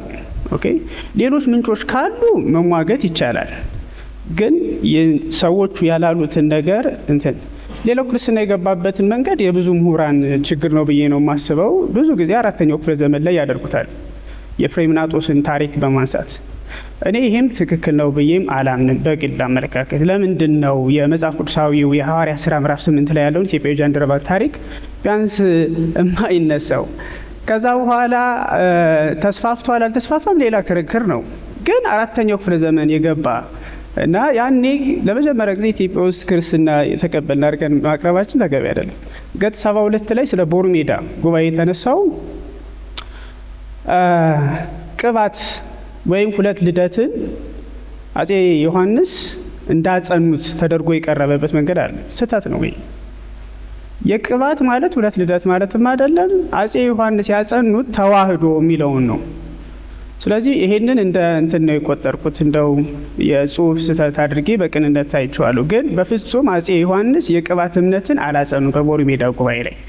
አዎ 2 ልደትን አጽንተዋል። በት የቅባት እንትንን ተደርጎ የሚታሰብበት መንገድም ትክክል ነው ብዬ አላምንም። ሌላው እነ ፕሮፌሰር ታደሰ ታምራትም አሁን የቅርብ ጊዜ የወጡ የምርምር ስራዎችን ያ ትውልድ ይመስለኛል ተክሎብን እንትን ያደረገው ቤተክርስቲያኗን የሲሶ መንግስት መሬት እንትን እንዳደረገች ተደርጎ በቃ ናሬት ይደረጋል። በዚህ መጽሐፍ ላይ አይቼዋለሁ። እና እሱም እንደው ለክርክር ቢቀርብ ቢያንስ እንኳን ለምንድን ነው በቃ አንዴ ያንን የተሳሳተ ትርክት በእኔ ያረዳድ ይዘን ለምንድን ነው የምንቀጥለው? ትልልቆቹ ምሁራን እንኳን እንደዚህ አይነት ብያኔ አልሰጡ። ጉዳዩ የሚነሳው ከአቡነ ተክለ ሃይማኖት ታሪክ ጋር ነው። አሁን ኢትዮጵያ ሱራፌ የሚል ጥሩ የምርምር ስራ መጥቷል። በኋላም ትልልቆቹ የሜዲቫል ኢትዮጵያን ሂስትሪ ላይ እነ ታደሰ ታምራትን ያላሉትን ነገር 1/3 ቤተክርስቲያኗ የሲሶ መንግስት እንትን ነበራት የሚለውንም በዚህ መጽሐፍ ላይ ገጽ 120 ላይ አይቼዋለሁ። እነዚህ ነገሮች እንትን ቢሉ ጥሩ ነው ባይ ነኝ። በመጨረሻ እንትን የሚለው የትግራዩ ጦርነት ላይ አንድ ታሪክ ያነሳዋል። ኦልሬዲ የክርክር በፈረንጆቹ አቆጣጠር 1989 ላይ ማለት ነው ክርክር በሚካሄድበት ጊዜ ነጻ ወጥተናል፣ ከዛ በኋላ እንቀጥል አንቀጥል በሚለው ጉዳይ ላይ ማለት ነው እና የኦርቶዶክስ ቤተክርስቲያን ያደረገችው አስተዋጽኦ አለ ብለህ እንትን ብለሃል። ከዛ በኋላ አይ ሌላውንም እንትን ማድረግ አለብን ብለህ በቅርብ ጊዜ ከተነሳው ጦርነት ጋር ቤተክርስቲያኗ ግን ያደረገችው አሉታዊ ነገርን ማለት የተገለጸ አለና እኔ ምንድነው ለማለት የምፈልገው በሚዲያም ብዙ ጊዜ ስለምሰማ ነው ቤተ ክህነቱንና የቤተክርስቲያን ኮንሴፕቱን ብንለየው ጥሩ ይመስለኛል። ቤተ ክህነት ውስጥ ያሉ ሰዎች ወይም በተቋም ደረጃ ሊያጠፉ ይችላሉ። ከዛኛውም ወገን ከዚህኛውም ወገን። ያ የቤተ ክህነቱ ሰዎች ናቸው። በኮንሴፕት ደረጃ ግን የቤተ ክርስቲያን ተብሎ የሚገለጽበት መንገድ ስህተት ነው ባይ ነኝ። የቤተ ክህነቱ ሰዎች የሚሰሩትን ኃጢአትም እያንዳንዱን ነገር በተቋም ደረጃ መውቀስ ይገባል ብዬ አምናለሁ። ኦኬ የሚሰሩትን የተለያዩ ነገሮች ማለት ነው።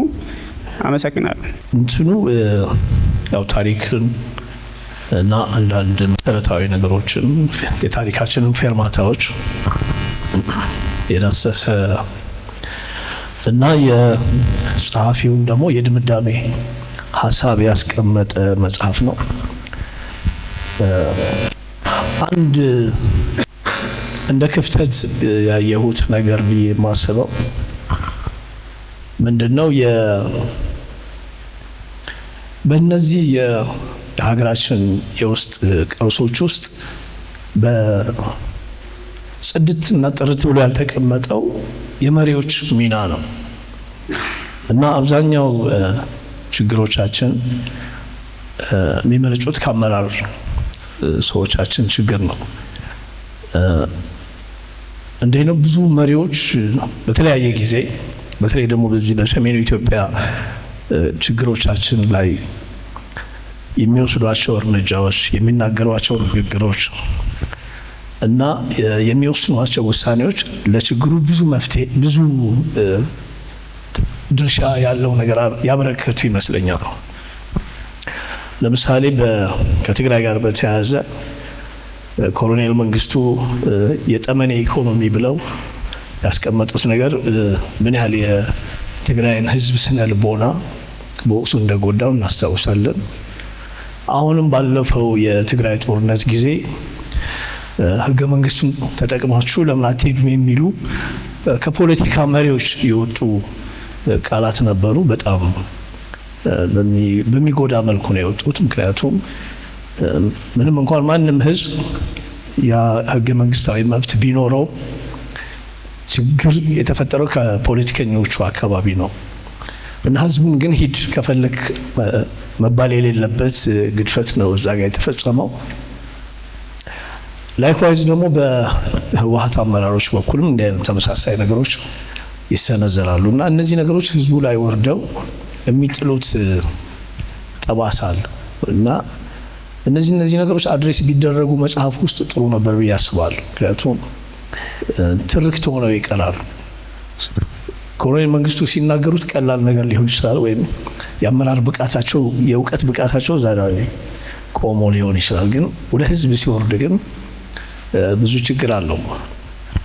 ሌላ አሁን የሰሜን ኢትዮጵያን ችግር አሁን ስንመለከተው ካየ ነው ከ8 ወይም ከ9 ዓመት በፊት ኢህአዴግ የሚባል ፓርቲ ነበረ።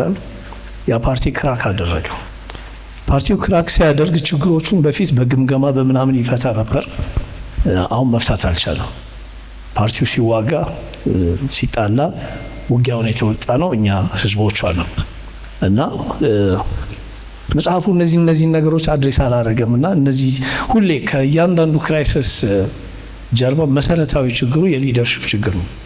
እኛ ሀገር ብዙ የሊደርሽፕ ችግሮች ይገጥሙናል እና እነዚህ ቢካተቱ ጥሩ ነበር የሚል አስተያየት ነው ያለኝ። አመሰግናለሁ። መጽሐፉን በተሻለ ሁኔታ ነው ማንበብያለሁኝ። መምህር ሙሉጌታ አስተማሪ ነበሩ። የህግ አስተማሪ ማለት ነው። የህገ መንግስት አስተማሪ ነበሩ። ስለዚህ መጽሐፉ በተለይም የታሪክና ባህል በአገር ፖለቲካ ላይ ያለውን በተለይም ህዝቦችን በማጋመድ ያለውን አስተዋጽኦ በትክክል አውስቷል ወይንም ደግሞ ዳሷል ብዬ አምናለሁኝ።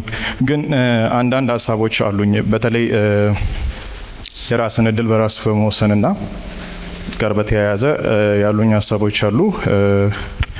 እሳቸውም ይህንን የህግ ጥያቄም አንስተው ከዛ በኋላ ኮምፓራቲቭም ደግሞ የአንዳንድ ሀገራትን አንስተው አውስተዋል እና አንድ ጥያቄ አለኝ።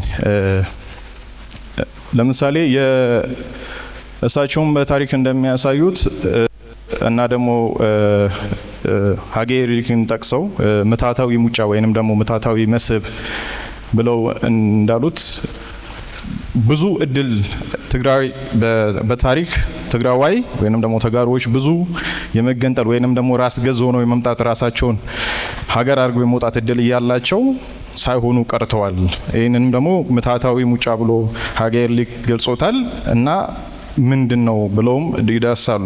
ከዛ በኋላ ግን ወደ ሰልፍ ዲተርሚኔሽን ሲመጣ ደግሞ ሁለት ነገሮች ተዳስሷል በመጽሐፉ ላይ ፕራይመሪ ራይት እና ሬሜዲያል ራይት ወይንም ደግሞ መፍትሄያዊ ራይት እና ቀዳማዊ ራይት ተብሎ ተቀምጧል። ግን አሁን ጥያቄው ትግራይንም ብቻ በተመለከተ አይደለም፣ ሌላውንም በተመለከተ ፓርቲኩላሪ ትግራይን በተመለከተ የትግራይ አሁን ያለበት ደረጃ ሬሜዲያል ራይት ላይ አልደረሰም ወይ? እንደዛ አልደረሰም ወይ ብዬ እጠይቃለሁኝ። እና ሁለተኛ ደግሞ ትግራውያን መገንጠል ማለት የመገንጠል ጥያቄ ወይንም ደግሞ ሰልፍ ዲተርሚኔሽን ራይት ኮሌክቲቭሊ ኤክሰርሳይዝ የሚደረግ ወይንም ራይት እንደመሆኑ ያኔ ገዢዎቹ ነበር በታሪክ እየተዳሰሱ የነበሩት። ለምሳሌ እነ ስዩም መንገሻም ወደዚህ መጥተዋል። እነ መንገሻ ዮሐንስም ወደ ለምኒልክ ሎሌ ሆነዋል ተብሎ ነው የተዳሰው። ግን ህዝቡ ምን ነበረው የሚል ሀሳብ አለኝ ማለት ነው። በታሪክ የታዩት መሪዎቹ ስለነበሩ ማለት ነው በመታታዊ ሙጫ ውስጥ የተዳሰሱት። እኔ ክፍል ውስጥ አስተማሪ ሆኜም ስቀርብ ተማሪዎች ሲጠይቁኝ መልስ መልሼ አላውቅም። መልሼ ተማሪዎቹ ነው የምጠይቀው። ቅድም ወንድሜ ያልከው ትግራይና ኤርትራ አንድ መሆን ይችላሉ ወይ ከሚባል ኤርትራና ኢትዮጵያ ወይም the rest of the country አንድ መሆን ይችላሉ ወይ በሚል ቢቀርብ ይሻል ነበር ለሚለው ሀጋይ ኤሪክም አውርቶታል። ትግራይ ትግርኝ የሚባል ኮንሰፕት አለ።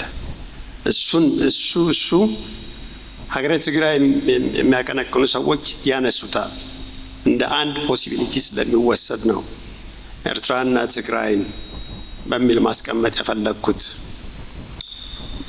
አርእስቱ ለምንድን ነው ርዕሱ ሀገረ ትግራይ የሆነው? ዴሊበሬት ነው። አሁን ብዬ ነው ያረኩት። ባይ ዘ ወይ ከሁለት ያጣ ነገር ሁኛለሁ። አሁን ሀገረ ትግራይ የሚያቀነቅኑ ሰዎች ለምን እንደጻፍኩት ስለሚያውቁ ኦልሬዲ ይሰዳንዲል በጣም ጠልተውታል። እንዴት አይቻልም ይባላል አይነት ሀገረ ኢትዮጵያ የሚል ደግሞ ጭራሽ እርስቱ ሲያየው ያው ያ የመቀጠል ጉዳይ ነው በሚል ጥለዋል። ዘርፎር መሀል ላይ ቀርቻለሁ። አይ አንደርስታንድ ግን መሀሉን ወድጀዋለሁ። አይዲያ ኢዝ ይሄ ገመናችን ነው፣ የሀገር ገመና ነው። ብንደባበቀው ፊት ለፊት መጋፈጥ ብንጀምር ይሻላል በሚል ሀሳብ ነው። ምክንያቱም መጽሐፍ ለመሸጥ አይደለም የጻፍኩ። that's not my point።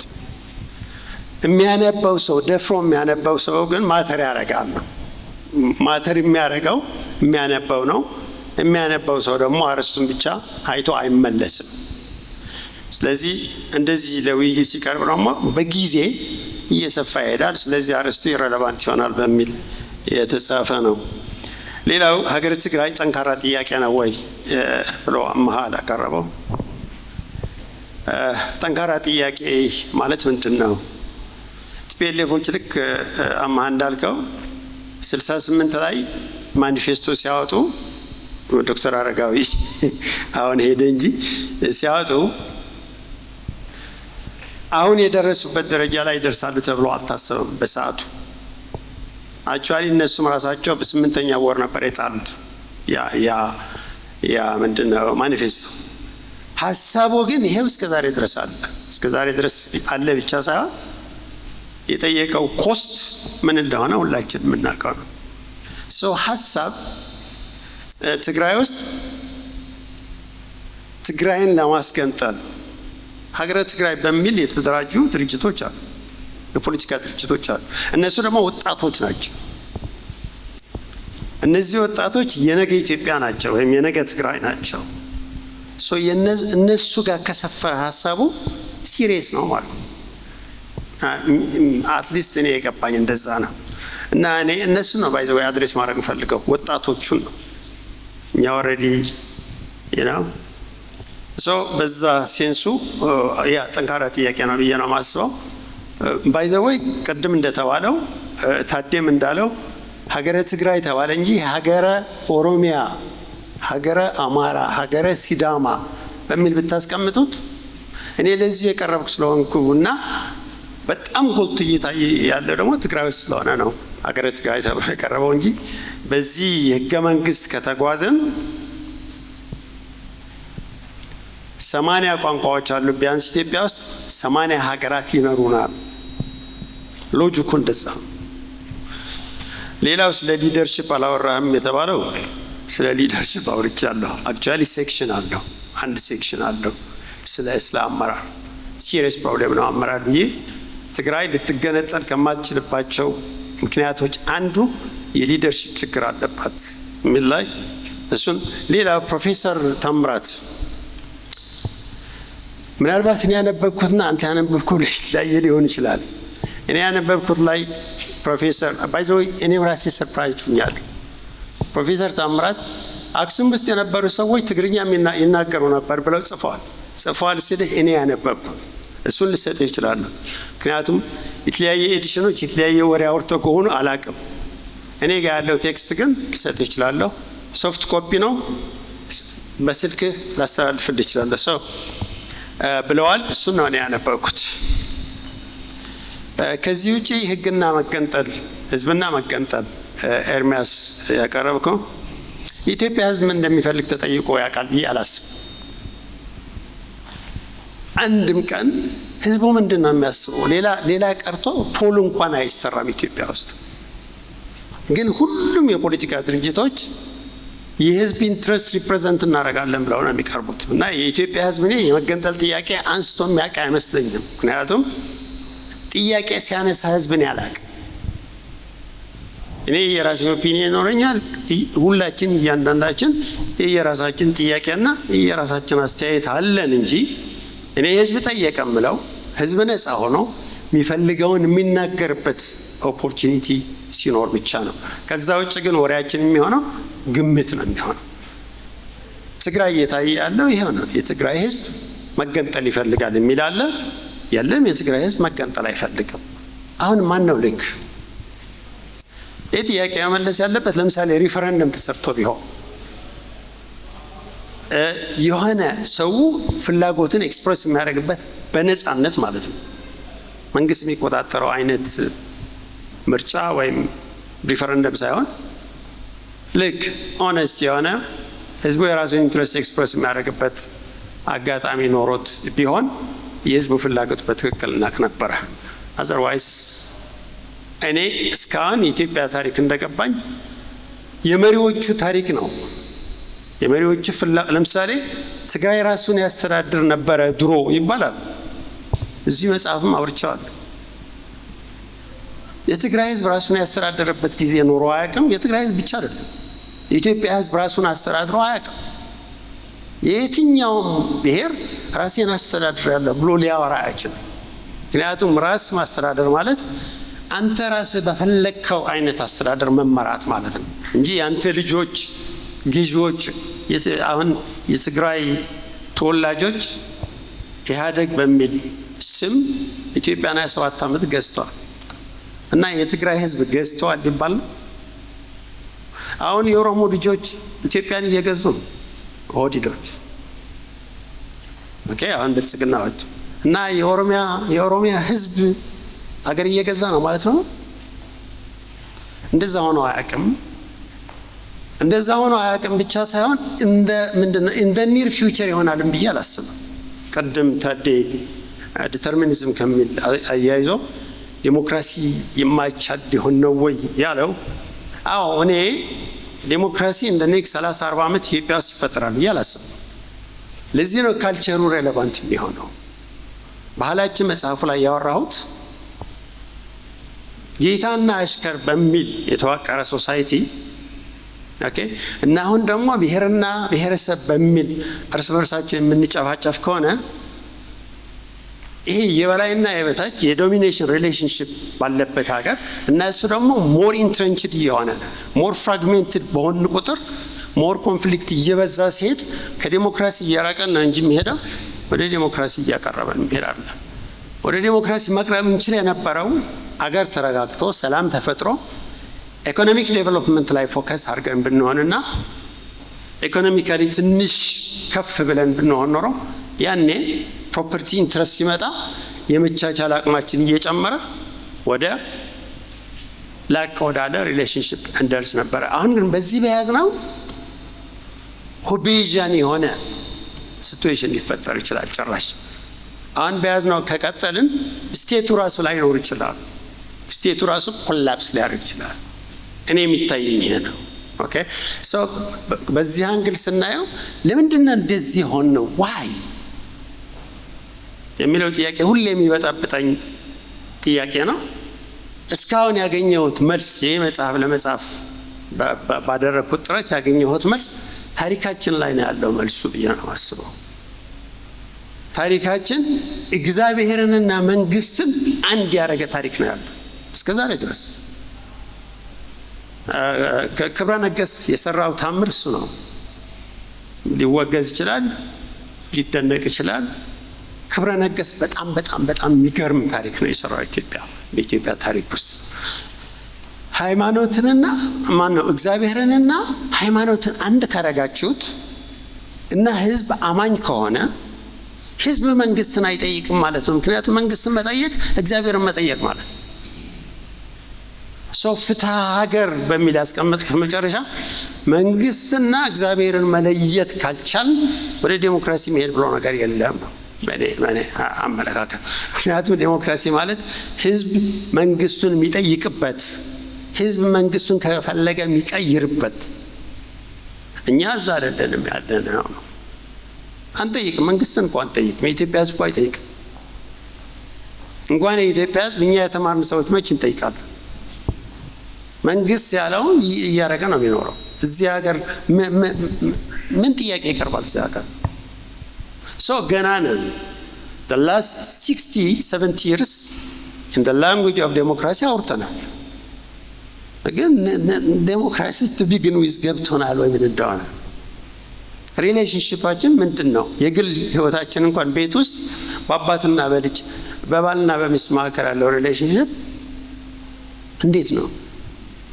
ወደ ዴሞክራሲ የሚቀርብ ነው ወይስ ወደ ኦቶሪታሪያን እና ቲራኒካል የሆነ ሪሌሽንሺፕ ነው ያለው ብለን ስናስብ ሁሉም ግንኙነታችን እዚህ መኪና ፓርክ ስታደርጉ በትክክል ፓርክ አድርጋችሁ እያለ ፓርኪንግ ጠባቂ መጥተው ቆይ ዞር አድርገው ይላል።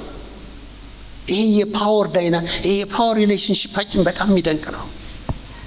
ባዝሩም ብትሄዱ እዛ ቆይ ጠብቁት፣ ምንም እንደዛ የሚያሳይ ነገር ሳይኖር ማለት ነው። የሆነ ትዕዛዝ ብቻ መተላለፍ አለበት። ክልክል ነው አይቻልም መባል አለበት። this is who we are። ከዚህ ተነስተን መጀመሪያ ሰላም የሚፈጠርበት መንገድ ካልፈጠርን ፕሪተንስ ነው የሚመስለኝ። ስለ ዲሞክራሲ እንዴት እኛ እናወራም? ፋንዳሜንታሊ የሆነ የሴኪሪቲ እና የሰላም ጥያቄ መመለስ አቅቶን ይኸው ዘላስት ቢያንስ ማለት ነው ዘላስት 8 years እየሆነ ያለው እያየ እና እሱ ደግሞ ጭራሽ እየባሰበት ሊሄድ ይችላል ተብሎ የሚጠበቅ we don't know what could happen today or tomorrow or after tomorrow። ይሄ ነው ህይወታችን፣ የእውነት ህይወታችን። ግን በሌላ በኩል ቅድም ያልኳችሁ ኢትዮጵያ የቆየችው እስከዛሬ ደግሞ እንዴት ነው የቆየችው ብዬ ስጠይቅ ችግሯ ነው ሶሉሽኑ አይሆነ። ምን ማለት ነው? በእግዚአብሔርና በመንግስት መካከል ያለው ሪሌሽንሺፕ የአንድነት ሪሌሽንሺፕ ነው መባሉ ምናልባት ለስታቢሊቲ ኮንትሪቢዩት አድርጎ ሊሆን ይችላል። ሚኒንግ ሰው ህዝቡ መንግስት ላይ ስለማይነሳ አይ ዶንት ኖ የመንግስት ባለስልጣናትም ራሳቸው የሃይማኖት ፕሮዳክቶች ስለሆኑ የዚህ ካልቸር ፕሮዳክቶች ስለሆኑ ሜቢ በጣም አይጨክኑ ይሆናል። ሁለቱም ችግራቸውን ለእግዚአብሔር የሰጡና ያ ሞራል ቤዚስ ያ ሞራል ፋውንዴሽን ይዞ ያቆየን ይመስለኛል እስከዛሬ እንጂ እንደ መንግስት ጭካኔና እኛ ደግሞ የመንግስት አሽከሮች የመሆን ዝንባሌያችን በጣም ከፍተኛ ስለሆነ መንግስት ያለንን በሙሉ ስለምንፈጽም መንግስት ወንድምህን ምታ ሲለን እንመታለን፣ እናትህን ምታ ሲለን ምክንያቱም እግዚአብሔር ወኪል ነው ተብሎ ስለሚሆን ይሄ ስዩመ እግዚአብሔር ነው አይደል? የዛሬ መሪዎቻችን ኦፍ ኮርስ ስዩመ እግዚአብሔር ነን አይሉም፣ ግን በተግባር ግን ስዩመ እግዚአብሔር ናቸው። ጠይቃቸው ሰው አንደር ዚስ ሰርከምስታንስ ይሄ መጽሐፍ እኔ እንድጫወት የምፈልገው ልክ ያላነበባችሁ ሰዎች ኢንትሮዳክሽኑን አነቡት። ሌላ ብዙ አልጠይቃቸው። መንደርደሪያውን መግቢያውን ብቻ አነቡት። ይሄ የታሪክ መጽሐፍ አይደለም። ታሪክን ሴሌክቲቭሊ ይሄ ዋናውን ሳብጀክት ማተሩን ሀገረ ትግራይን አድቫንስ ያደርጋል ብዬ የመረጥኩትን እንደ ለዌየር ማለት ነው። እንደ ለዌየር የሚመቸኝን ብቻ ነው የወሰድኩት። ታሪክ እንደ ማስረጃ ነው የወሰድኩት እንጂ የኢትዮጵያ ታሪክ እኔ በተሟላ መልኩ አቅርቤ ያለ ብዬ አላስብም። እንኳን ታሪክ ባህልም ቢሆን ማህበራዊ ህይወታችንም ቢሆን ሬሌቫንት ብዬ የማስባቸው፣ ምክንያቱም ፍርድ ቤት ስትሄዱ የማያያዝ ነገር ማቅረብ ስለማይቻል ማለት ነው። በዛ ሴንስ ነው አንደርስታንድ ማድረግ ያለባቸው እንጂ ስለ ታሪክ አውርቻለሁና እኔ የታሪክ ተመራማሪ ሆንኩኝ ማለት አለ። ስለ ሃይማኖት እኔ የማውቀው ነገር የለም። የማውቀው ነገር ቢኖር የኢትዮጵያ ኦርቶዶክስ ቸርች ኢንክሬዲብል የሆነ ስራ እንደሰራ ነው በኢትዮጵያ አንድነት ግንባታ። እሱ ይሄ መጽሐፍ ስጽፍ የተማርኩት ነገር አንዱ። ቀጥሎም የኢትዮጵያ ምንድነው ሙስሊሞች ወይም እስላም ራሱ እንዴት ኢትዮጵያን ኦርጋናይዝ በማድረግ አሁን ያለው መልክ ለማስያዝ ምን አይነት ሮል እንደተጫወቱ የሃይማኖት ኢንስቲትዩሽኖች አይቻለሁ፣ ተምሬያለሁ። እሱ በጣም ማደቃው ነገር ነው። በአንድ በኩልም ቅድም እንዳልኳችሁ ፈሪሃ እግዚአብሔር ሁለቱም ትላልቅ ሃይማኖቶች እግዚአብሔርን ስለሚፈሩ ይመስለኛል ይህ ሀገር እንደዚህ ቆሞ እየሄደ ያለው እያስባለሁ። በተረፈ ቅዳሜ ጠዋት ሆነስትሊ ስፒኪንግ እኔ ራሴ ጠዋት ተነስቻለሁ እና ከሰኞ እስከ ዓርብ ቢያንስ ማለት ነው ስራ ላይ የከረማችሁ ሰዎች ቅዳሜ ጠዋት ተነስታችሁ እዚህ መጥታችሁ ይሄን መታደማችሁ በጣም ማደንቀው፣ በጣም ነው ማመሰግነው። ስለዚህ እግዚአብሔር ይስጥልኝ። እኛም እጅግ አድርገን እናመሰግናለን። ድጋሚም እናንተንም ደራሲው ትልቁን እውቅና በመስጠታቸው እጅግ አድርገን እናመሰግናለን። እንደ ዶክተር ኤፍሬም ወደ መድረክ መጥቶ እናንተንም አመስግኖልን ስለሚቀጥለው ጉዳይ ትንሽ ጨረፍታ ነግሮን እንደምንስጋገንና ፕሮግራማችን እንጨርስ ጋብዘናል። እሺ፣ በጣም አመሰግናለሁ። ዛሬ ውይይታችንን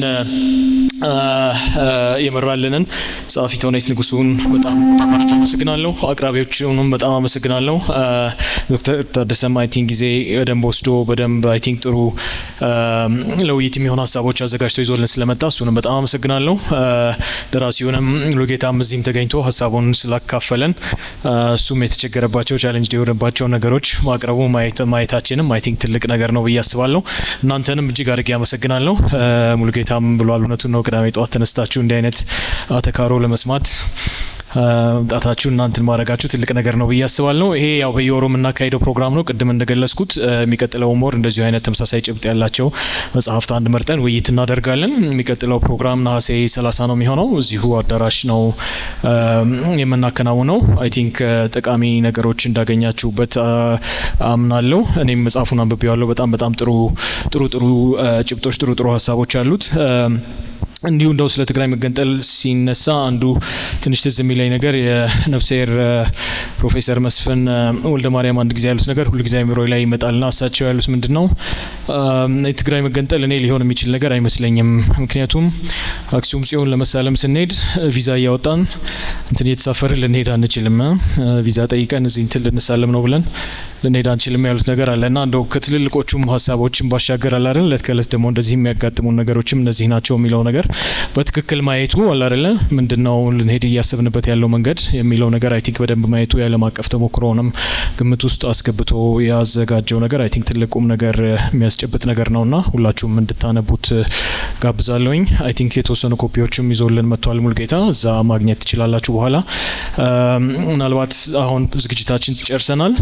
አንድ አንድ የማስታወሻ ፎቶ አብረን በጋራ ብንነሳ በጣም ደስ ይለናል። እሱን አድርገን ፕሮግራማችን ጨርሳለን።